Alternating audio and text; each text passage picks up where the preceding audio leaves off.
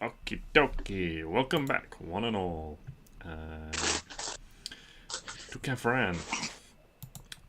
You guys are getting into the thick of this next stage of things. So a brief recap of last time. On your way from the city of Rosenden to the village, where you are investigating this supposed thieves guild, during his watch, Stix spotted a lone rider as the party rested. Recognizing them as one of the members of the guild that attacked them in Auron's office, Stix decided to tackle him off his horse with a misty step. Awakening, the party managed to restrain them, and with the help of some magic from Klari, successfully interrogate them, learning that they belonged to the Cult of the Dragon and were not a simple thieves guild. They had 2 dragons that were bound and controlled by their leader Jasper, using runic magic. They also had runic scars on their arms that protected them from the dragons. Unwilling to let them warn the cult about their investigations, Stix decided to execute their prisoner. The next day, the party met 2 travellers on their way to Rosenden who were robbed by the cult, taking their gold as well as 2 rare books they were transporting to be studied within the city. Upon the arrival in the town, the party began their investigations, first speaking to Bryce, a woodsman who seemed to be an unofficial leader of the town. Picking up on some local gossip, they split up.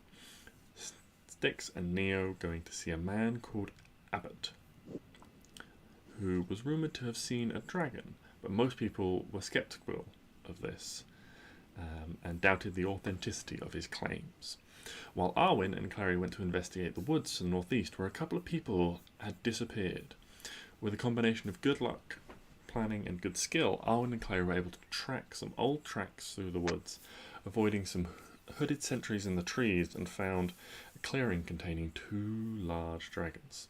Deciding to retreat and regroup before taking things any further.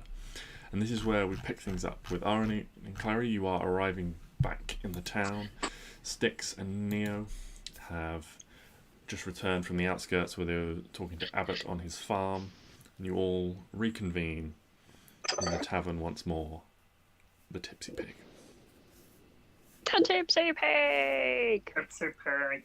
I really want a Tipsy Pig now. Imagine that little thing trotting around all wavy and... Oh, man. I love it! House pig? Yeah, fuck it. We're getting a house pig. Woohoo! We're getting a house pig? We are getting a house pig. Can we call it Ruben? Yeah, sure. We can call it Ruben. Ruben the house pig. Love Sorry, JJ. This Cult of the Dragon stuff's very interesting, but we're off to buy a pig. JK, don't want the world to end. So, hey guys, how is it going? I see you didn't die. We didn't. What the fuck happened? We did the sneakings, and there were dragons. Well, I did the speakings, and there were 2 talk of dragons. Well, So it seems. good. Mm-hmm. Oh,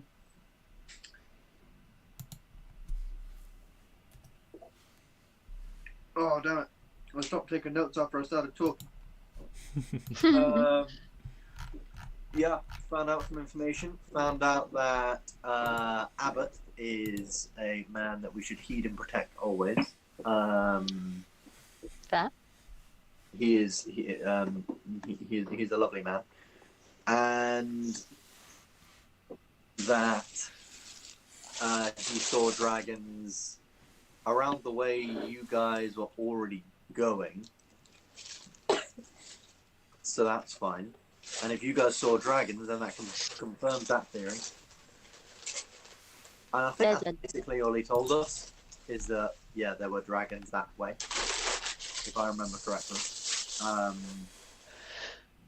And, yeah.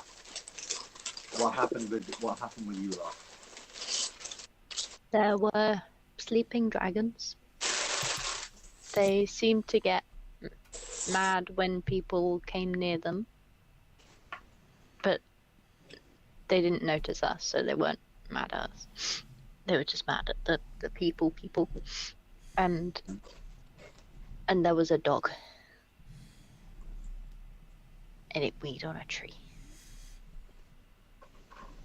Fantastic. I don't remember the significance of the dog. I just remember. He was just there. I think if I remember, he was just there, like sniffing out like the woods and stuff. Yeah, these two Oh yeah. like guards on patrol had what looked like a very large wolfhound with them. Oh, little baby.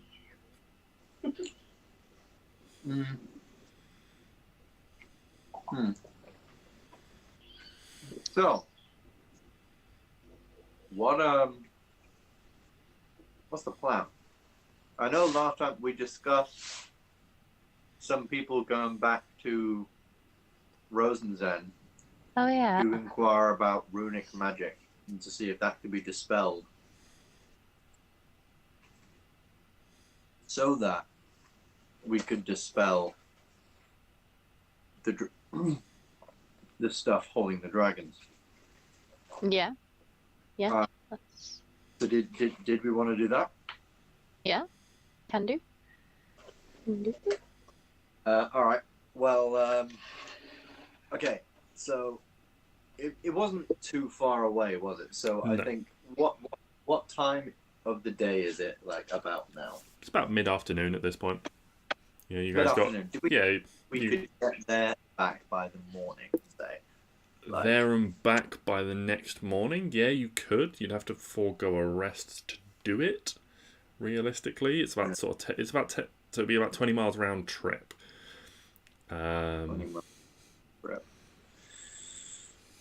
You could. I mean, you could with a rest. You'd probably get back in the middle of the following day rather than like early in the morning. Yeah, because I was also thinking you got to have time for like research and asking people and potentially going different places throughout the city and doing that sort of stuff. So we're not getting there really late. Yeah, exactly. So, is there anything else we wanted to do here? And then maybe you can go in the morning, and that's what we can sort of do tomorrow. Like some people can stay here and make sure nothing pops off, and the other people can go back to, or we can all go. I mean, you know, don't know how people feel about splitting the party and having, if we think that'd be quicker or not. It probably would be quicker. Yeah, because you could have like a mount going at a full speed Yeah. back. Yeah, it depends what you want to achieve, really. Whether you've got anything in the village you want to achieve, or whether you would rather devote more people to doing research and things like that on. That's true. Well, I would like to point out that Neo is fucking useless at research. He's great at helping.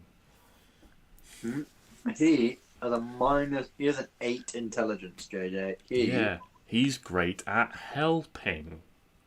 He's still reading the motherfucking Hungry Caterpillar. It's a great I love book. the Hungry Caterpillar. I know, it's a great book, but he's like still getting through it. He's like, oh, I wonder if it'll ever be full. We'll find out. Up next, the Gruffalo. Oh, that's a bit advanced. Learning about a I mouse agree. who's taking a stroll through a deep, dark wood. And a fox Yeah. that sees the mouse and thinks the mouse looks good.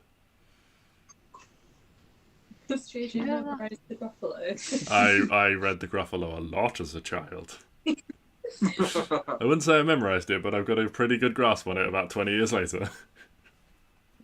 You watch that animated thing they did of it? I That's did, great. it was very good. Very, very good. So, yeah, because obviously you're going to be a big one in terms of like actual stuff. Hold on. Oh. I just thought of a thing that I might be able to do to help. Because I just want to see, because obviously if we do it tomorrow, then I can change up my spells. In which case, no. Never mind. I thought I could. I mean, I have guidance, so I can like guidance. Also, if we are gonna like split up, I would suggest Klari and Stix for 2 reasons.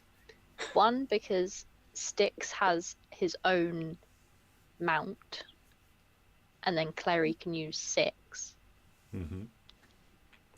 Whereas if it was me, I'd have to be a horse, or we'd share a horse. And I mean, if you leave Neo, you can take Lloyd Cedric. That's what I was thinking, because Elvis won't travel full pace with both of us on his back, will he? No. No, if 2 of you are on a mount, it will be slightly slower. Yeah, so why don't we take Lloyd Cedric? Or the new horse that we have. Yeah, 6. yeah, 6. Oh, yeah, 6. I thought you just said my name wrong. No. Yes, the new horse you Yeah. acquired from this. I mean, you could also try. You could, if you all of you wanted to travel quickly, you could try and acquire another horse, and leave the cart and then gallop back to the city. Well, then we're just leaving our cart, and I feel bad for the cart. So It's up to you guys. Do you all want to go? Do you want to go quickly? Do you all want to go and go more slowly? Brienne didn't put a time limit on this. She didn't say this must be done. Just said gathering information. So you're not under a time constraint other than what you necessarily put on yourselves. yeah, I'm trying to basically decide. I feel like, because what else could you guys do in Rosenzen is what I'm thinking. But then people know us in Rosenzen and what we've maybe done wrong, so maybe the less of us in Rosenzen, the better. Oh yeah, we just Well, I think Neil will say, if anyone's staying, what are they going to be doing? That's a good point. I guess keeping an eye on the cult, making sure they're not enacting anything. Seeing what what. if we enroll? I'm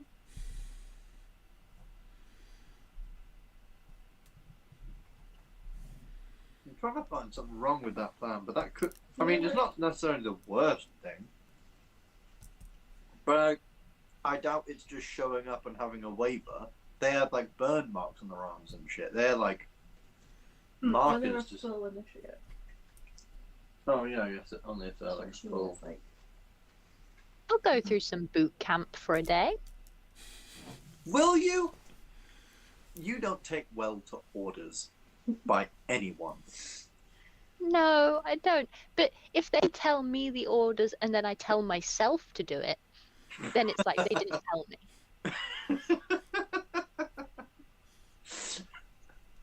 I guess the fact that you have to trick your own mind into doing this is kind of questionable. But you know what?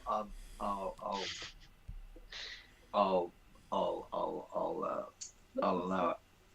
So, no, he does make a good point. Like, what could you guys do? Like, you could obviously, enroll, but I feel like that might come with a lot of questions and things like that of, like, we're new in town, and what if word did get to them that we were the people in thing? Because that's what the guy said, now we know you. Meh. Like, what if they use some kind of sending spells or magic?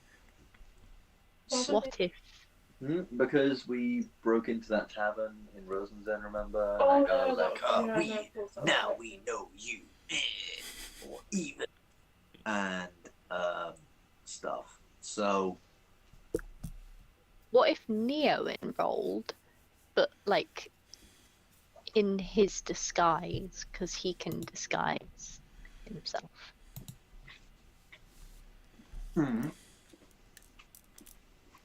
He could do. He's got his mask. Yeah, I mean,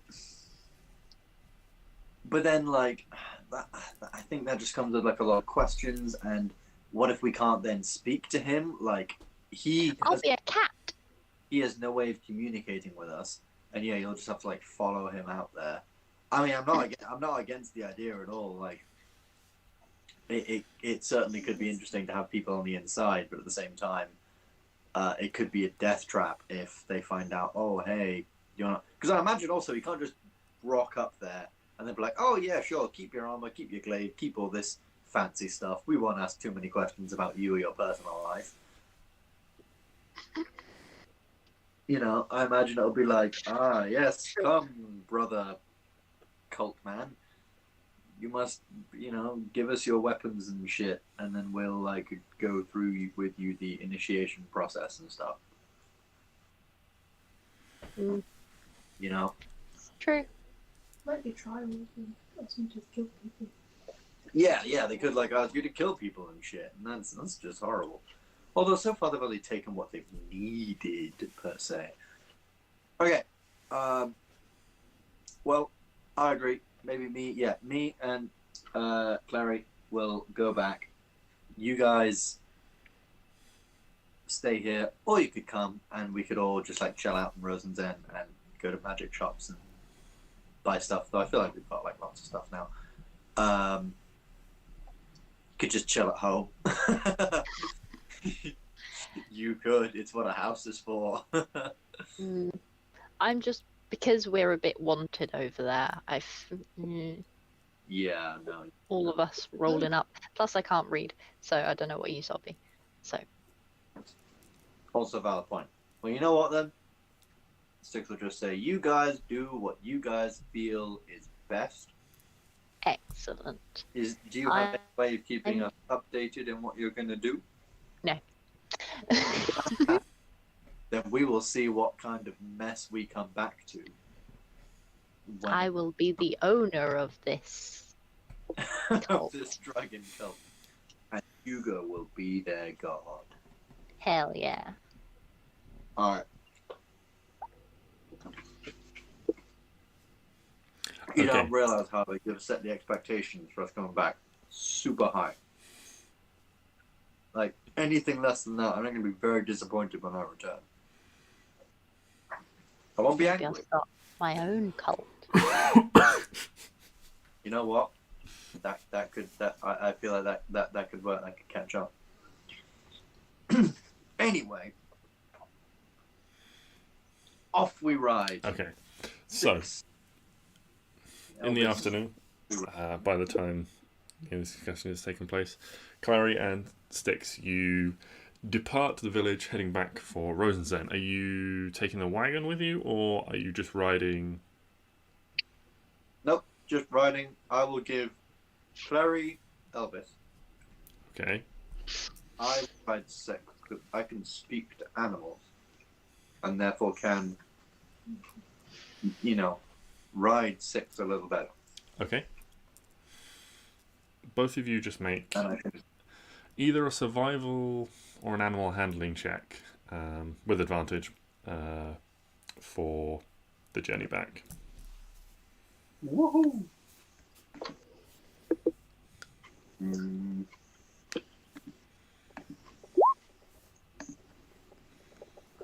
28, motherfucker. Do you want to make survival, which is 1, or what was the other one? Animal handling.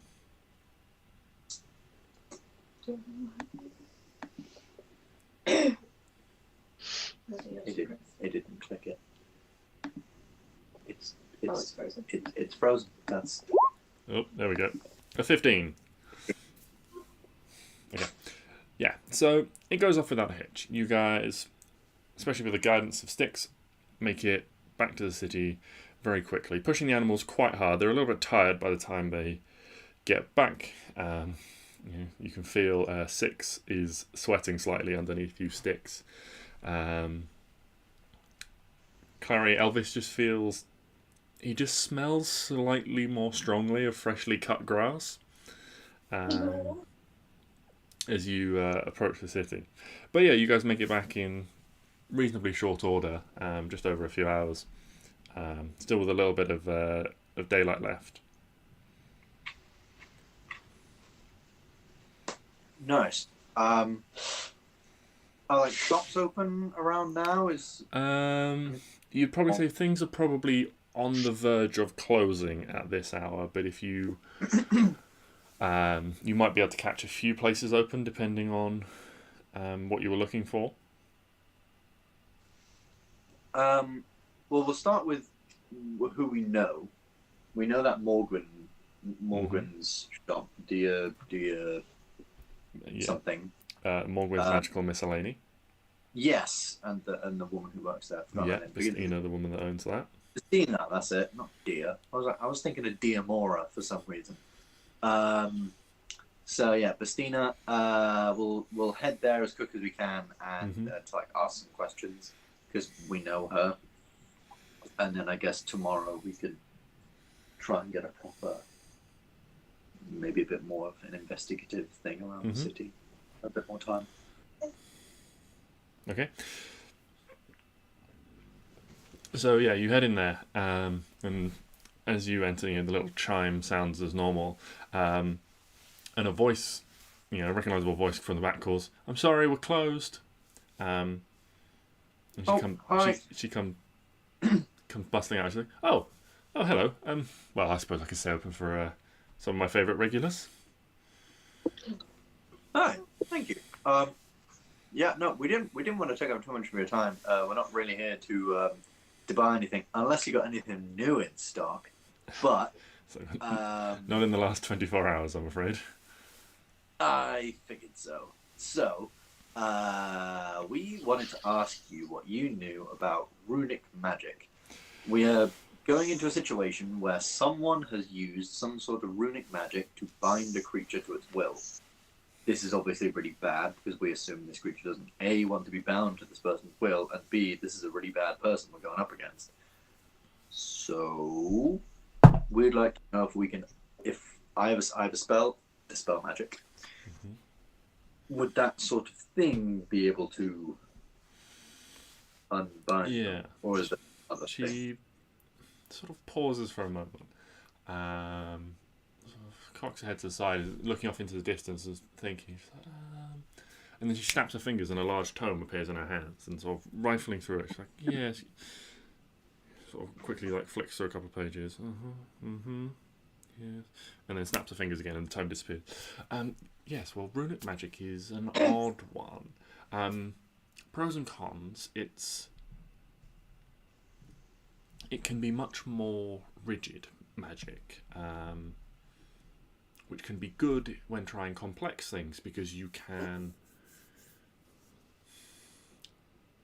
help alleviate some of the chaoticness that comes with natural magic or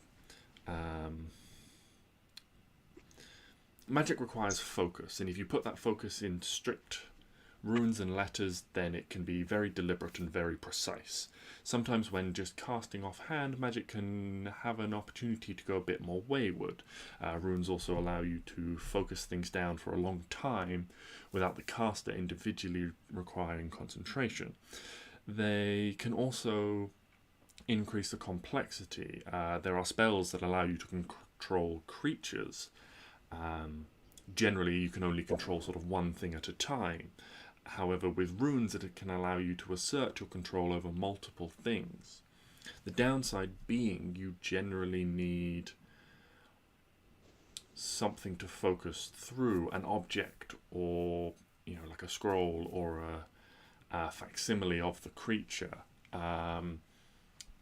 to focus that spell on and through to then affect the creature itself. If you can, these things are, again, pros and cons. It allows you to control multiple things at once through various facsimiles, binding the essence to various facsimiles, but it does make them easier to find because you can track the essence of magic itself. Things that grant powers. This is straying slightly away from runic magic, but the theory is still sort of the same.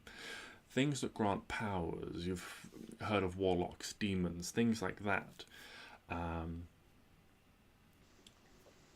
Imbuing a person with an essence of their thread of power, these threads are trackable, these threads are traceable. They can sometimes be seen in cases of particularly powerful beings.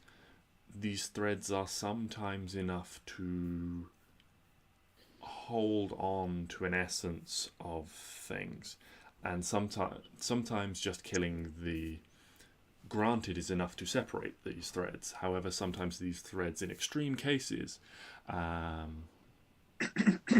can make it harder to separate a creature from its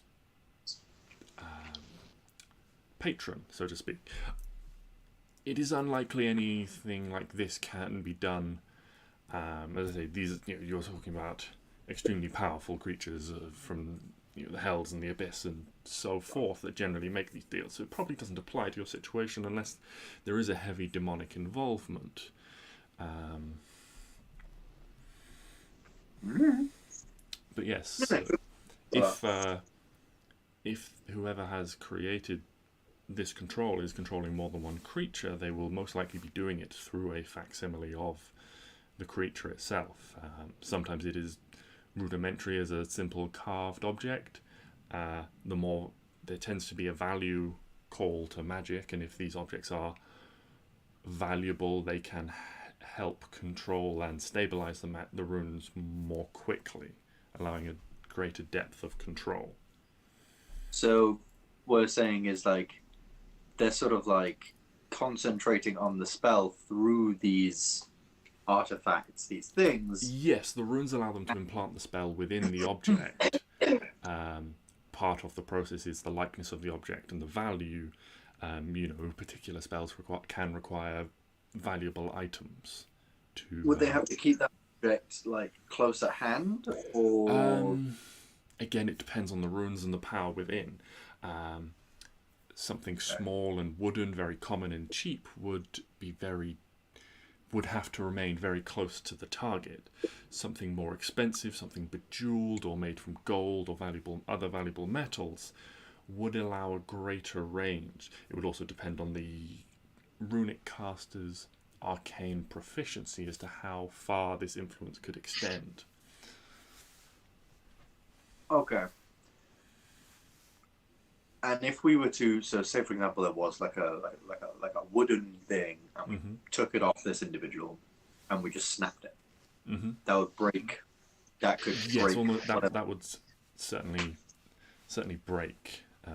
Again, it is one of the downsides. You are reliant on protecting the facsimile itself, because if it is vulnerable, and if it is destroyed, then you lose concentration, so to speak, rather than holding it yourself as a person. And as a person, you can do much more. You can avoid conflict. If you have force of will, you can maintain it. Okay. Well, that is fantastic. Cool. So this person was like, I got a thing. We need to find it, break it. Dragons will stop being on his side, and they might fuck up. That is where we are going to rely on your sneakiness to probably try and sneak up on him and figure out. We don't actually know who's controlling the dragon. No, we don't. But you and Arwen said that you went and you saw the dragons. Maybe you could follow the people, then from there find. Follow the people, find this mage, and then from that point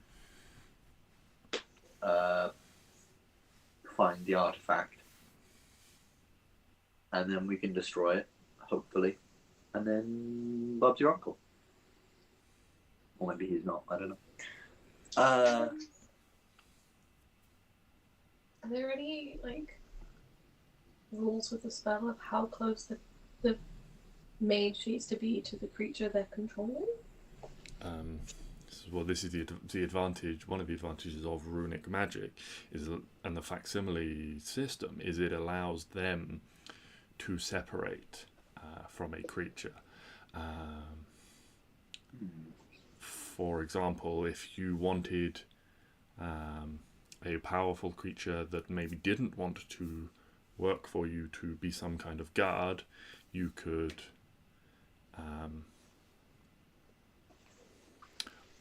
we'll take golems, for example. Golems are creatures that are created with magic and animated. You can sometimes have it so that they are bound to a particular place, and the thing that binds them and animates them, the essence of that is implanted. Say if you wanted a guardian of a gate or a bridge. It is much cheaper and easier to create a small thing and leave it close by, but it allows the caster to not have to sit and wait on the bridge all day guarding it as well, for example. I see. Okay, so no. This person doesn't necessarily have to be close to the dragons. They may never actually physically be near the dragons. Yeah, but I'm assuming they are there because that's where the cult is coming from. He's got to be there. But this could be someone higher up in, like that. It could be their leader. Really? Controlling it. I mean, that's what I'm He could be that's what nowhere I'm near. assuming. He could be nowhere near. In which case, do you know, like, could we physically just, with this runic magic, could I physically just go up to one of these dragons and cast, like, dispel magic, and it would dispel the rune? Or would it be a case where I would have to cast this on the artifact or break the artifact? It's complicated. Again, runic magic is very vastly encompassing. You could... I don't have a huge amount of personal experience with it, especially suppressing runic magic or dispelling it. It is possible that you could potentially dispel the magic upon the creature. It is possible that a creature can take more than one rune and therefore be more almost like the facsimile provides a fail-safe by allowing potentially, you know, if you dispel it once, there might be fail-safes embedded within the facsimile to do other things to counter exactly this.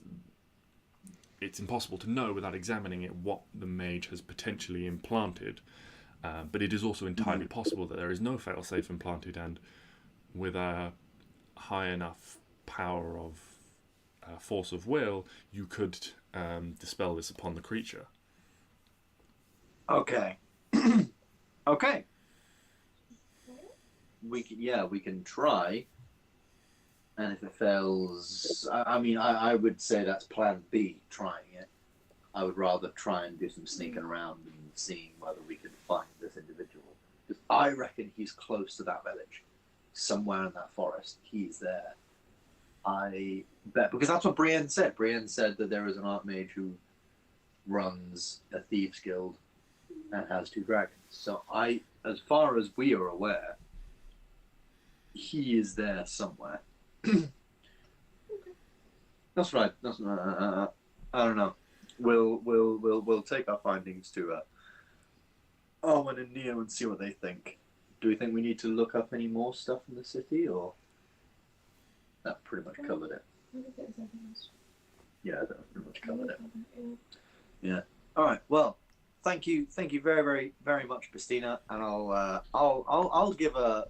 This is quite important information. I will give her a platinum piece because I'm It's very kind of you. fancy.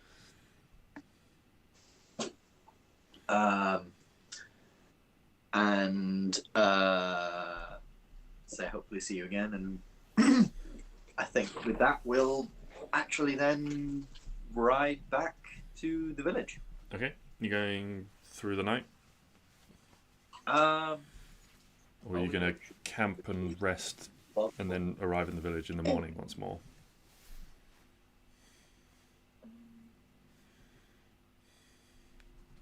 Probably camp, shouldn't we?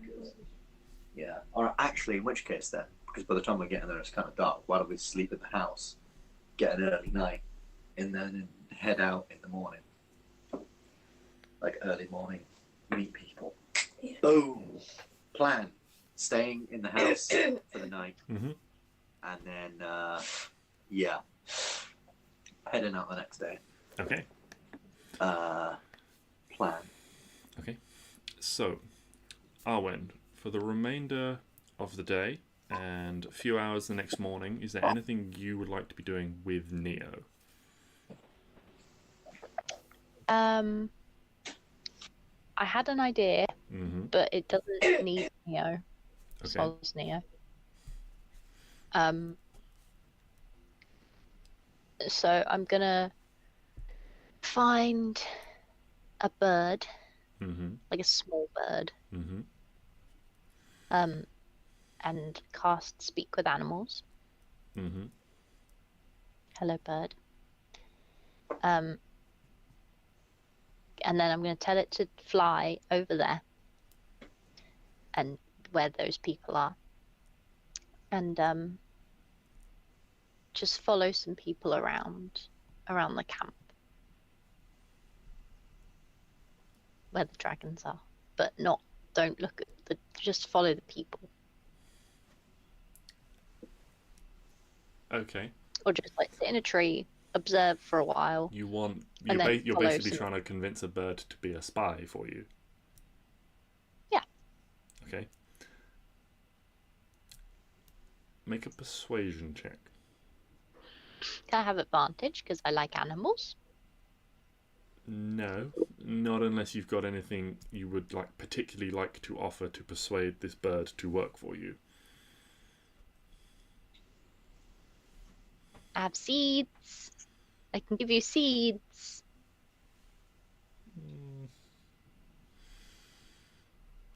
No. What do you want? What does a bird want?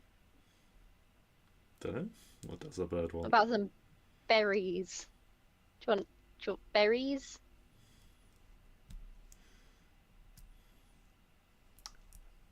Just roll your persuasion check. Not very good at persuasion. It's not that bad actually. 15. Okay. Yeah, you managed to persuade the bird to, with the promise of some food, an easy meal, that you try and describe. You try and describe roughly. Well, describe to me what the instructions you give the bird. Okay, I know it. Arwen Can- knows okay, reasonably well where the target is. Yeah. Can I just say, say it's northeast? I think it's northeast. Yeah. I'm just going to go head straight in that direction. Mm-hmm. Like I'm going to look at it and go straight in that direction. When you get to some trees where there's 2 dragons on the floor, Yeah. I want you to find a person around there. And then just sit in a tree and just kind of watch them for a bit. Okay. And then see if there's some other people and then move on to the other people. Okay. You want the bird to just watch people? Mhm. Okay. And when they're going to return to you? When do you want it to return? How long is it going to take them to get there? To the Shouldn't take them up how long does it take? to the camp. Oh, the bird. Yeah, the bird can get to the camp very quickly. Okay. Yeah, so Come back in an hour. Come back in an hour. Mhm. Okay. I cast Beast Sense. Go, be free. Okay. You send this bird out. It returns an hour later, roughly. Wait, I'm looking through its eyeballs Oh, though, you're and right. its ears. I understand. I cast Beast Sense. How long does Beast Sense last? An hour. An hour. Okay. Okay. So yeah, it's an unusual experience as you have not transformed into a flying creature just yet in your time as a druid. So it's a bit weird having your vision change from being binocular to being around the side of your head, giving you almost a 360-degree view around. But you kind of just focus in, almost like you're a little pilot in a ship, looking forwards. And yeah, you fly. It takes a little while, maybe sort of 10-15 minutes before this bird gets to where you're trying to aim it. Yeah, and then it just perches up in a tree, looking down on these two dragons. As it sort of watches and waits, a little bit of time goes by. You get a little bit bored, but approaching. Make a survival check actually for me.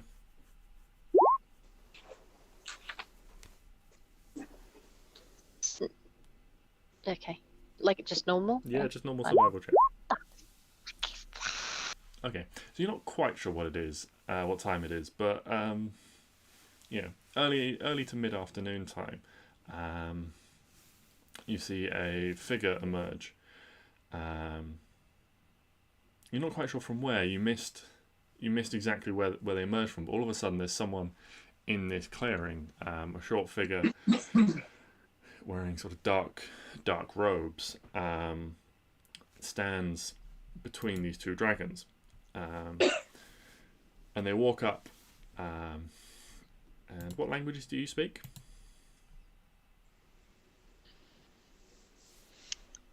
Celestial, Druidic, Sylvan, Undercommon, Dwarven, Elvish, and Common. Okay, so all you hear is just like as they speak to one of these dragons, the blue one specifically. The blue one stands up and sort of like shakes itself off, kicks up a bit of dust, and then expands its wings and just takes off into the sky. Oh. Can I see? Is this person like the head guy, or is he just a random person? Like, what sort of stuff is he? Okay, make a perception check.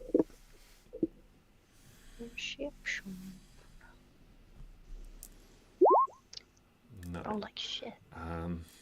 It's a bit difficult to tell through the senses of this bird, with the sort of disorientatingness of it. But they look, like a figure. They're not wearing. You can tell they're not wearing like leathers and armor in the same way that the other individuals you encountered were. They're a bit more robed of an individual. Mm-hmm.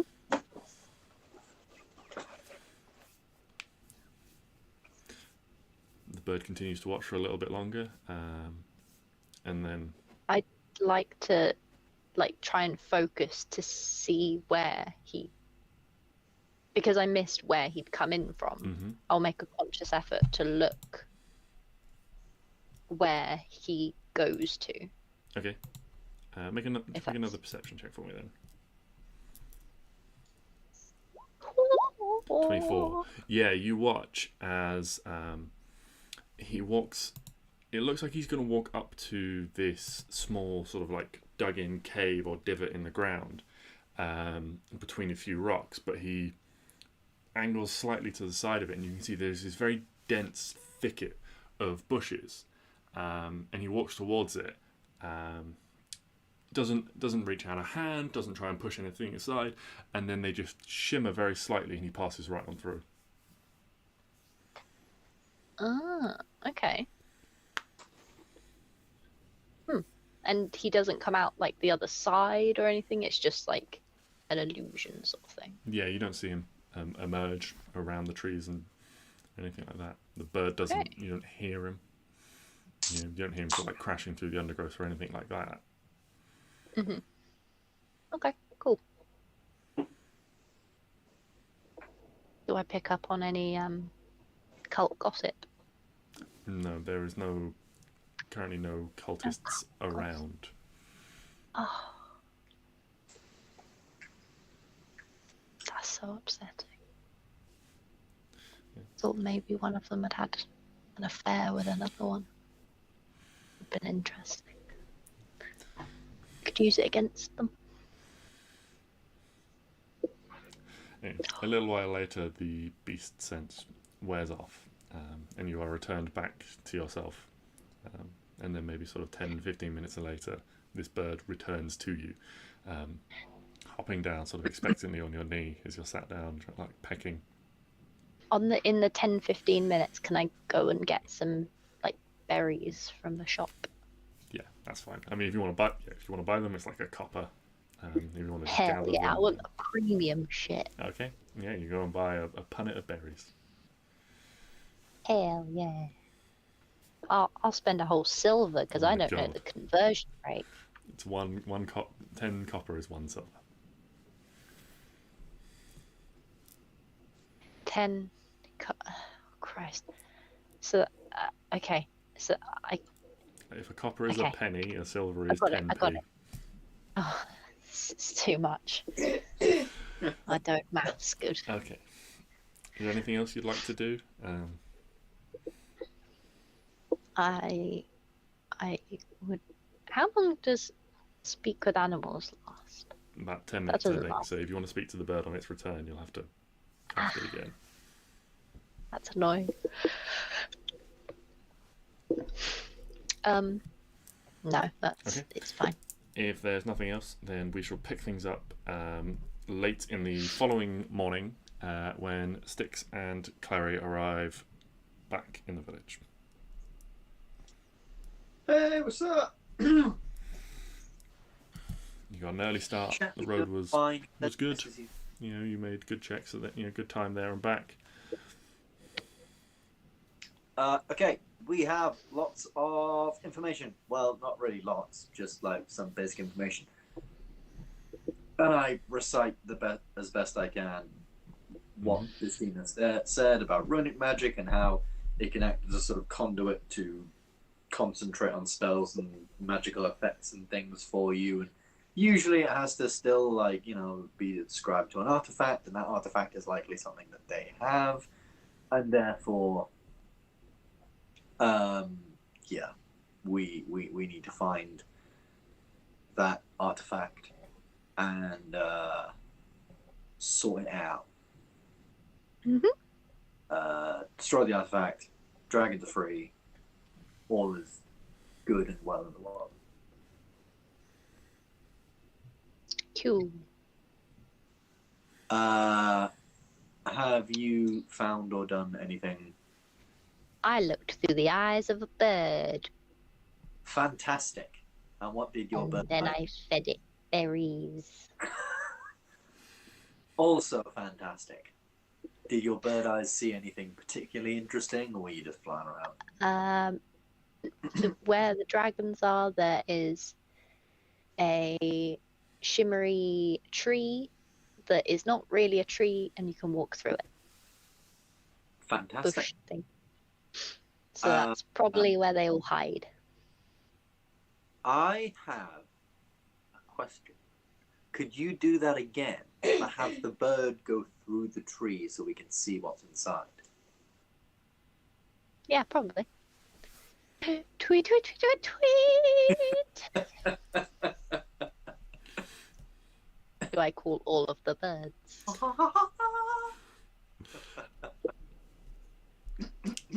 It takes a little bit of time, but you track down and persuade another bird to attend to you.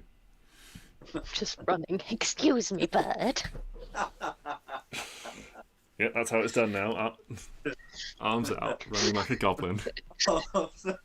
That's how goblins also run into battle as well. But, It's mainly to hold their ears in place. stop. I really love the thought that goblins charge into battle and all of a sudden birds start flying with them. Because they're just like, oh, they want us to come as well. through the eons, they've never quite realised. Oh, Lord. Anyway. Yeah. Could you get a bird to fly inside? We can see what goes on in there. I would like to do that, please. Okay. Make an animal handling check to convey the idea to a bird that it has to go through an illusion. Can I I have advantage. help by casting Speak with Animals and just try and elaborate on this a little bit with the bird? If that's what you'd like to do, yes, you can. To give her advantage or something. Oh! 22. Yes! Ooh. Nat 20. Okay. The bird seems very skeptical, especially, this is a different bird, especially when you, talk about it going near to a dragon. But you think, as it flies away, that it has understood what you would like it to do. Cool. I'm assuming you're going to cast Beast Sense again to see. Yes, I have done that. Okay. So. No. So yeah, you follow the vision of this Oh, bird. we could have done this with Ruka! Ruka could have fucking done it. Ruka's not technically an animal, I don't believe. No, but like, Klari could have got Ruka to fly in and do this. Yes, Never mind, we're doing it with Yeah, but then I wouldn't have got that great 22. That Exactly. could also have We're been done. doing this then. We're doing this now. Yes, but Klari can see through Ruka's eyes. So, yes, you follow as the bird makes its way through the trees once more.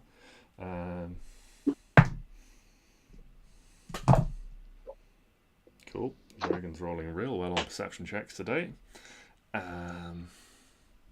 As in they've rolled a 3 and a 1. Oh, thank God. Okay. Whew. Whew. Thank the Lord.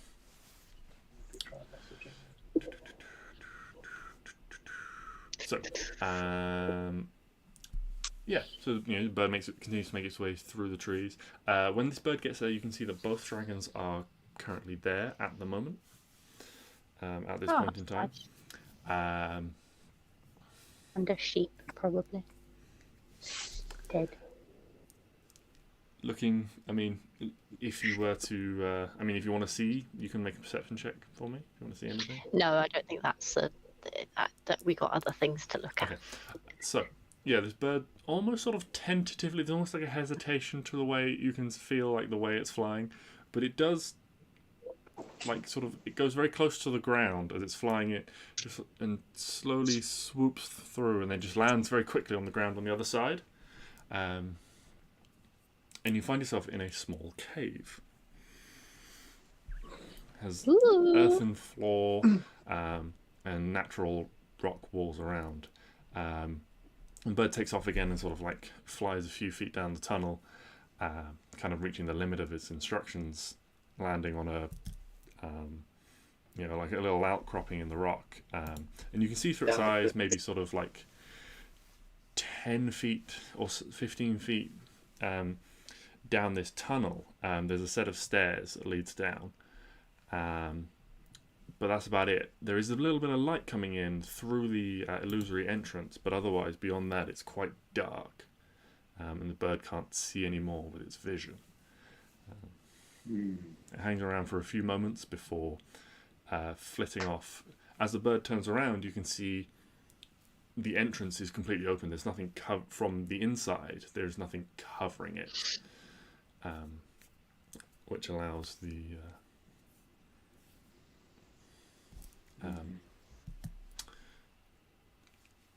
bird just takes off into the sky. Mm-hmm. Okay, cool. Wending its way back towards you. Nice. So it's a cave. So it's like a tree that's like a portal into a cave. Mm-hmm. Interesting. I think we need more eyes as to what's there, because like, I'm just thinking like, we could try and stealth it, but we've seen before what happens when stealth fails, especially when we're in the thick of it. Well, nobody's exploding this time. True, as far as we're aware. We don't fucking know. They could explode. Or No one's exploded yet. some kind of alarm system or something. So my proposal is that we get a little bit closer, and then if you could polymorph one of us, or you could wild shape, or we could use Ruka, or something along those lines. But I was thinking we could try and maybe draw some of them. I mean, I'd like to see where this Archmage is first, because at the end of the day, we need this artifact. We need these artifacts, because otherwise we're going up against a mage and 2 dragons and all of his minions. This is not a good thing. Did the cave look like it could fit a dragon? No, it looked very much like it was Okay. human-sized, the passage you saw. Okay, if we confine the battle to the cave, then no dragons will be involved. What do you mean, like, as long as we can get inside the cave, then we won't have to deal with any dragons? Yeah, because the hole is too small. Yeah. That's a really good idea. How do we do that? Because I'm assuming, so these things are being runically commanded, so like, I don't know if they can be like lured away, can they? I mean, we Well, we away. basically got up to them last time, and they didn't care. I mean, they did care, but like they didn't notice us really, or if they did notice us, they didn't care. True. You were pretty confident with the distance you got to them that they hadn't seen you. Yeah. But you have seen they are in a clearing. There is a small clearing around them. And I'm assuming that tree portal was also in this clearing. Like, it's not like... Yeah. Well, Yeah. it was on the edge, basically. Like, Right, it looked on the like edge. a set of thick brush, that you wouldn't think to walk through if you were going to go through the woods and happen to, if you were going to go through the woods and the dragons weren't there, you'd go around this to carry on wherever you were going, rather than push your way through this sort of tangle of plants. Okay, I do have a little bit of an idea. Oh, yeah, right. A little bit. So, Just a little one. obviously, you can change your form. I can. And, That is a thing. a bird got through there. Okay. Mm-hmm. Klari is Klari. Yes, she is. And she can do all sorts of shit like go invisible or whatever, right? Mm-hmm. I am a little bit stealthy, but I worry about myself getting in. And I also worry about Neo getting in if we're bringing Neo to a stealth mission. Because I'm pretty sure he's now wearing chunky, clunky armor. He is, but he also has boots of elven kind. Oh, yes, he does. So he's just straight stealth. With He is his straight stealth. regular but plus he's one. not, he has +1 to stealth. It's not great. Better than +1 and disadvantage. Yeah. But, I mean, and we've got things like pass without a trace, but, what happens if we roll low? So I'm thinking I've got my cloak that can allow me to dimension door places. Mm-hmm. So I could grab Neo dimension door right in front of the tree, and then we could just go through, right? Mm-hmm. Especially if there was a distraction, like now here's my thinking: could either get Lloyd Cedric or Elvis to basically like run out into the clearing, into the brush, and be a problem. Therefore, That sounds like a job for Elvis. this is what I've been training him for. Right? To be a problem. The poor boy.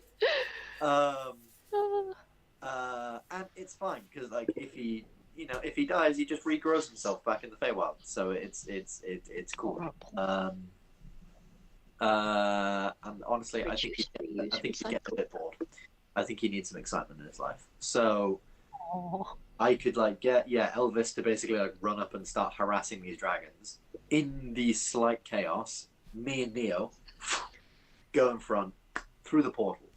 You two, I don't know how you want to make through the portal. If you wanted to wild shape or polymorph or invisible or just stealth it, either way. But that's I at the very least know how me and Neo could get through. Mm-hmm. Yeah. Is my thinking. Yeah. The only thing is you two. How? Obviously, I think Clary's fine. I think Claire will probably be fine if she can go around the edge of the brush. And probably if you did I think Clary could walk through the middle and no one would see her.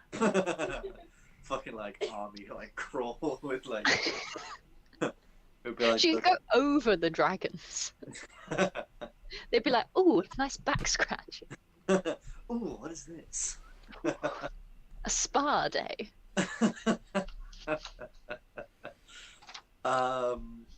Yeah. So we could try that, but my concern is I don't really fancy doing this, however, if we're sort of stuck between a rock and a hard place. If we're basically then stuck in there and our options are push ahead through enemies or push back into dragons. Because I can only do this dimension door thing once per day, so it's not like I can get any of us out. We have the stones that we can use to get some people back to Rosen's End, but maybe not all of us.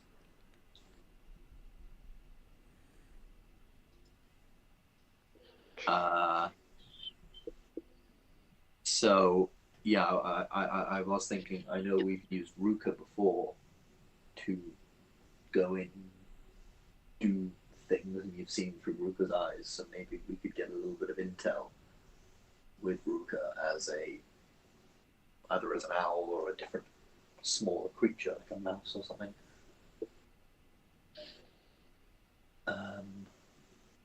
Or I could turn Elvis into a mastiff.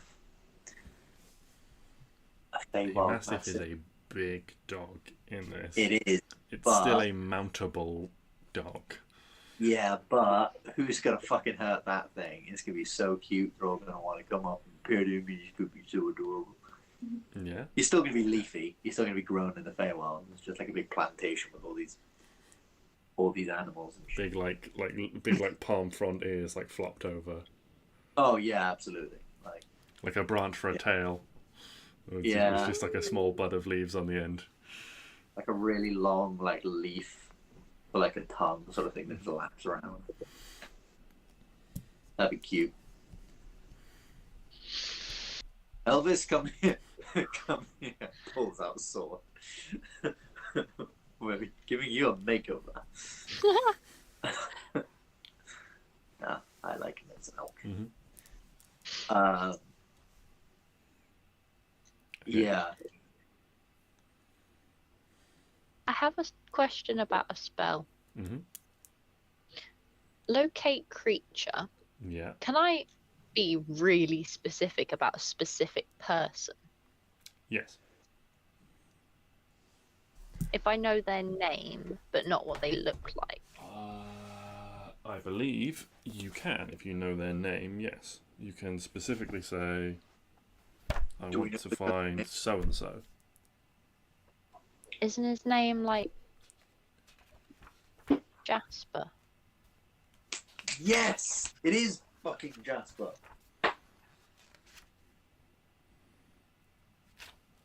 So... Locate object, locate creature. Describe or name a creature that is familiar to you. You can sense the direction of the creature's location as long as the creature is within 1,000 feet.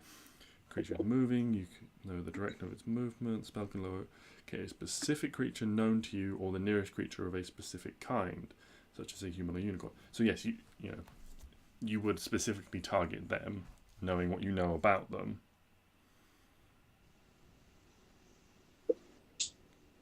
As long as you've seen the creature up close within 30 feet at least once, it does say.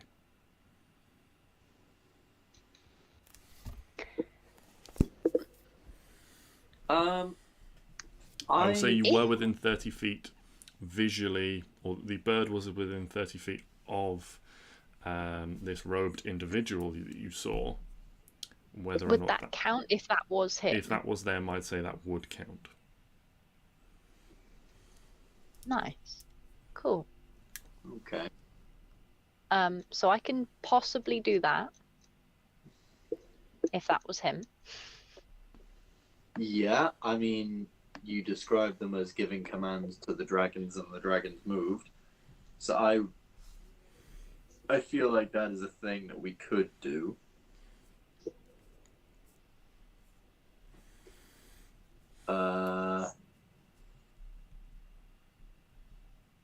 So that then we at least know where he is.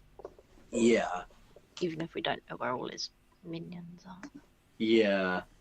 I mean, mostly it's the minions I'm worried about. Actually, him I'm not too worried about personally, because we're all, as long as you guys stick close, we're resistant to his spells. We've all got my save bonuses and things like that. It's just, But yeah, it's all those minions that I'm concerned about, because I don't know what. Faith is a very, very powerful thing, and I'm kind of worried that what their faith has potentially given them.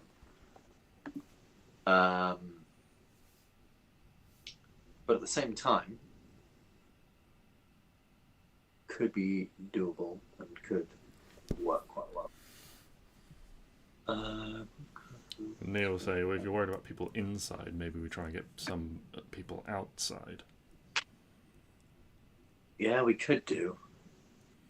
That's what I was thinking with, like, the Elvis trap. But then I don't know whether that would actually draw anyone out. I'm imagining like Elvis Presley in a big rat trap. See, I was just imagining him walking into this, like, clearing with these two dragons, like, oh. And all of a sudden, these dragons and all the people start coming out and just like. I hate it, but I love it.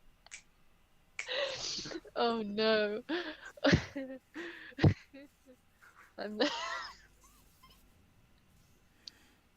Oh man. That's funny. Oh, this scared. Two legs. A harrowing sight. Okay. So, if we were gonna draw people out, how could we do that? We could.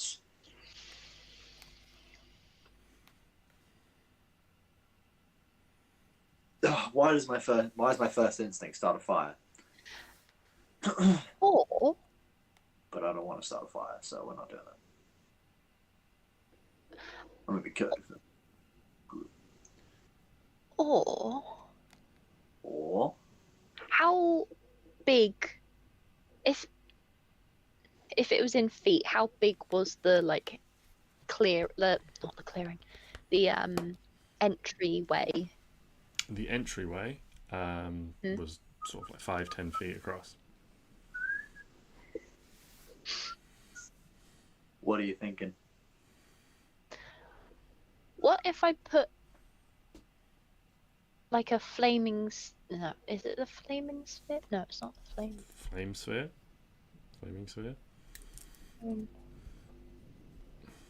Is that the thing that did absolutely fucking nothing last time? That was, I think, you mean wall of fire. I think I do mean wall of fire. The wall of fire is the one you can make in a ring. True. Yeah. If I do that at the door, and then you make the ruckus, then they'll have to come out, but through the fire. True. Yeah. My concern is, like, what would the ruckus be, though? Elvis. We have any people there?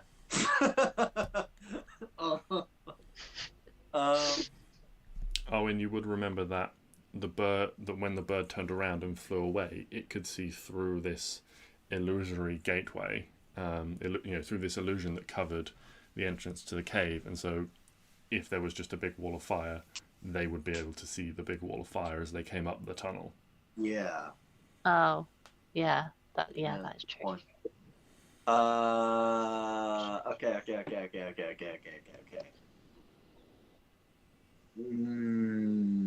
Potential new plan is I start a ruckus myself by basically running up and doing the most destructive shit possible. You just trying to whack the chains on the dragons to free them. I could ride through with Elvis and just start, calling out false god, Tiamat, bitch, that sort of stuff. I want to speak to your leader, sort of thing. If anything comes at me, That's giving very. I want to speak to your manager. but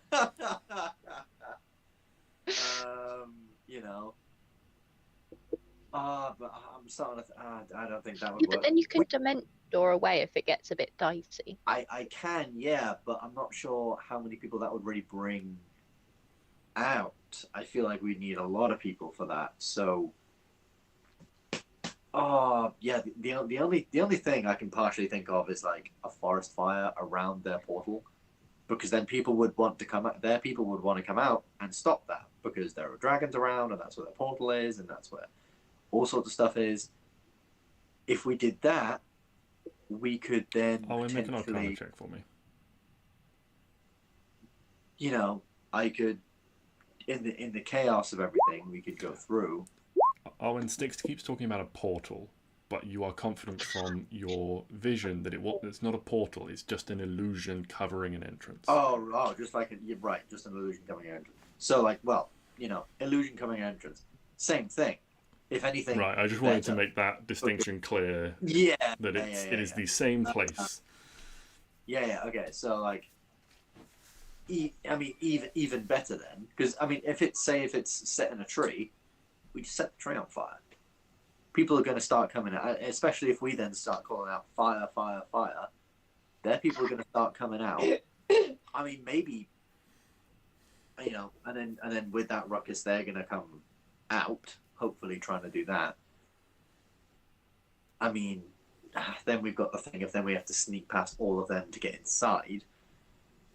But maybe that's when I could have like a Elvis, or you could have your flame steed on Elvis running through, shooting shit,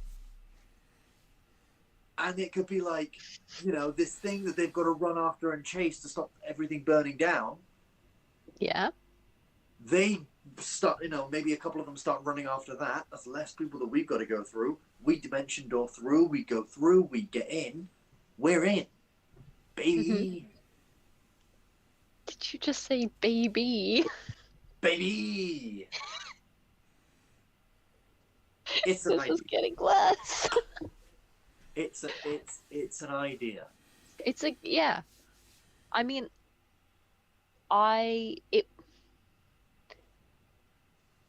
it a thing to use?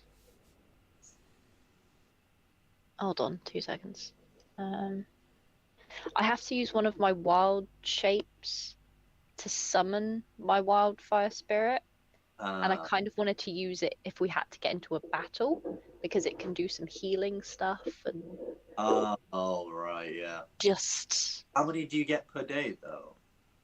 2 wild shapes. 2 wild shapes. But if it dies, I'd like to summon it again. Back. Okay. But that was just. Okay. Thinking now. Elvis doesn't have enough HP. Well, how much HP does Elvis have? I think it's like 30, right? He has the same amount as a regular elk would, which is like 19. Yeah, so no, it's around 30, 19 or 20. 30. 13. 13. Yeah, he's such a weak thing. He's just a leaf. I'm also kind of worried that, like, if I get him to harass one of the dragon's just going to go, boom. And fucking KO him.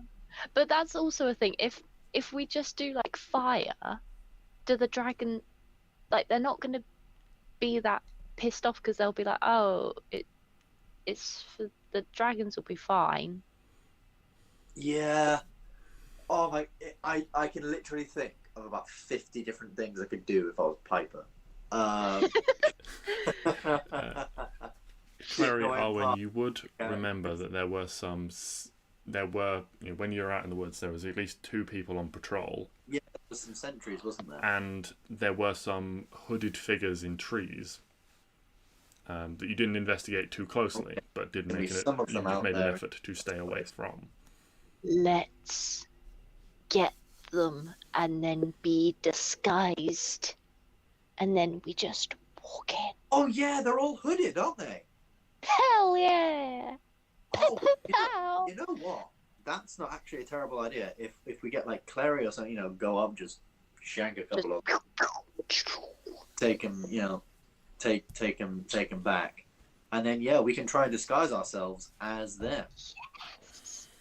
I mean, we're all realistically just wearing some leather armor.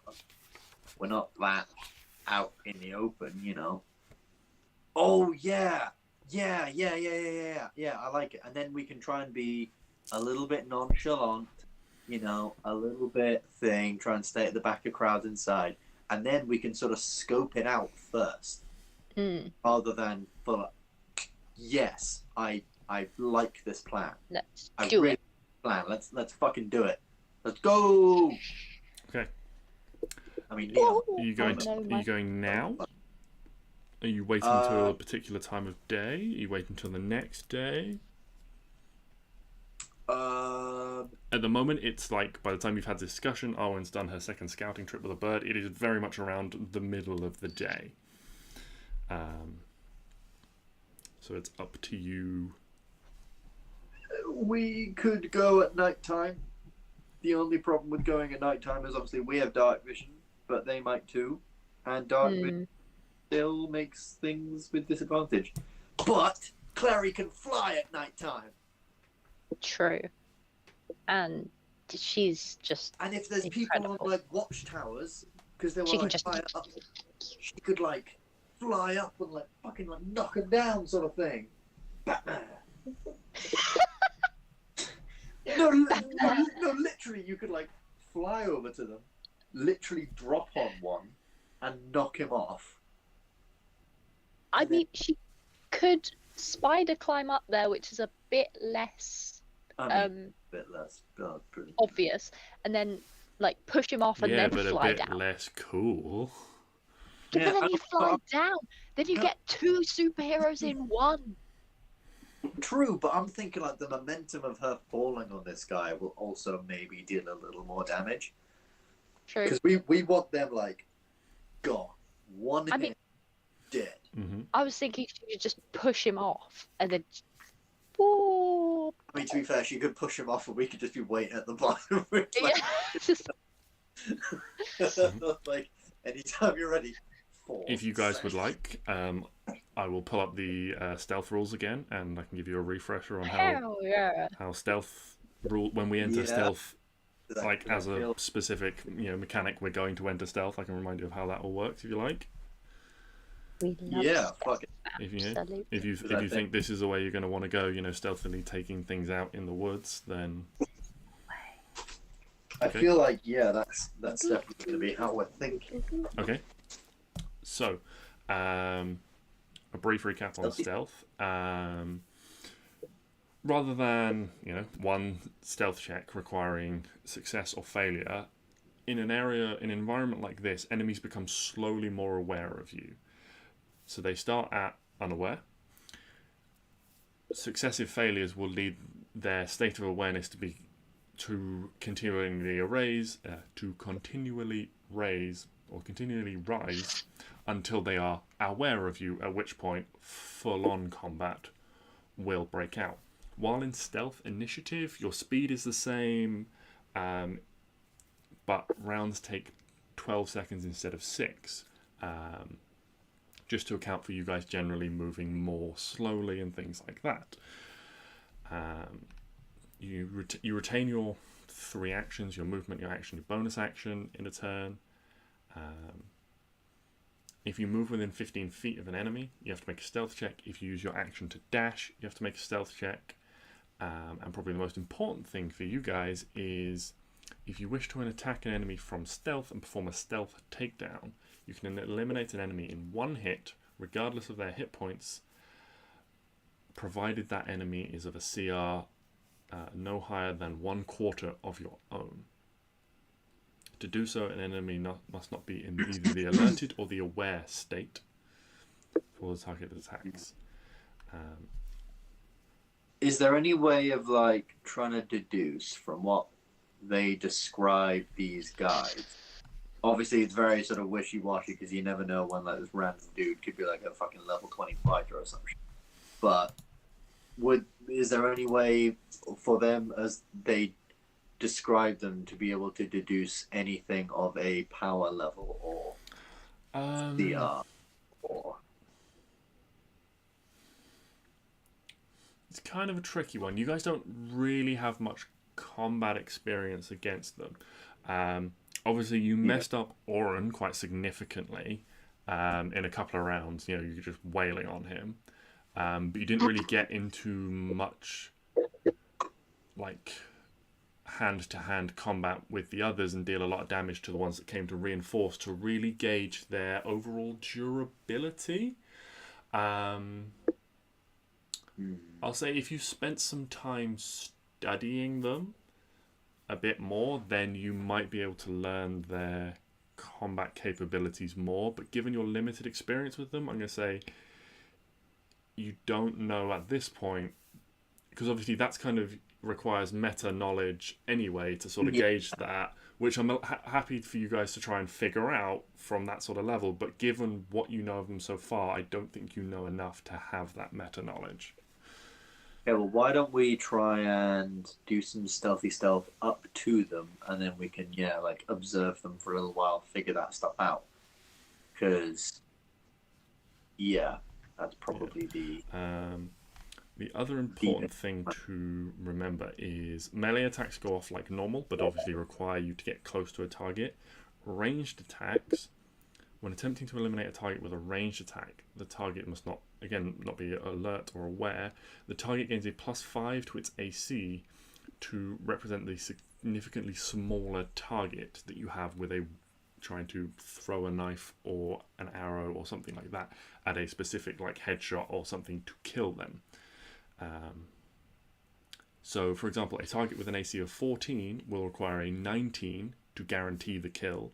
If you roll between a 14 and 18, it will still hit and deal damage regularly. It won't kill them immediately. So melee is more of your friend in this because you can get right up on someone and just shank them in the jaw. In the jaw? Yeah, come on, shank them, up through the jaw into the skull. Or whatever your preferred method of the insta-kill is. You can all describe your own takedowns in as much gory detail as you would choose.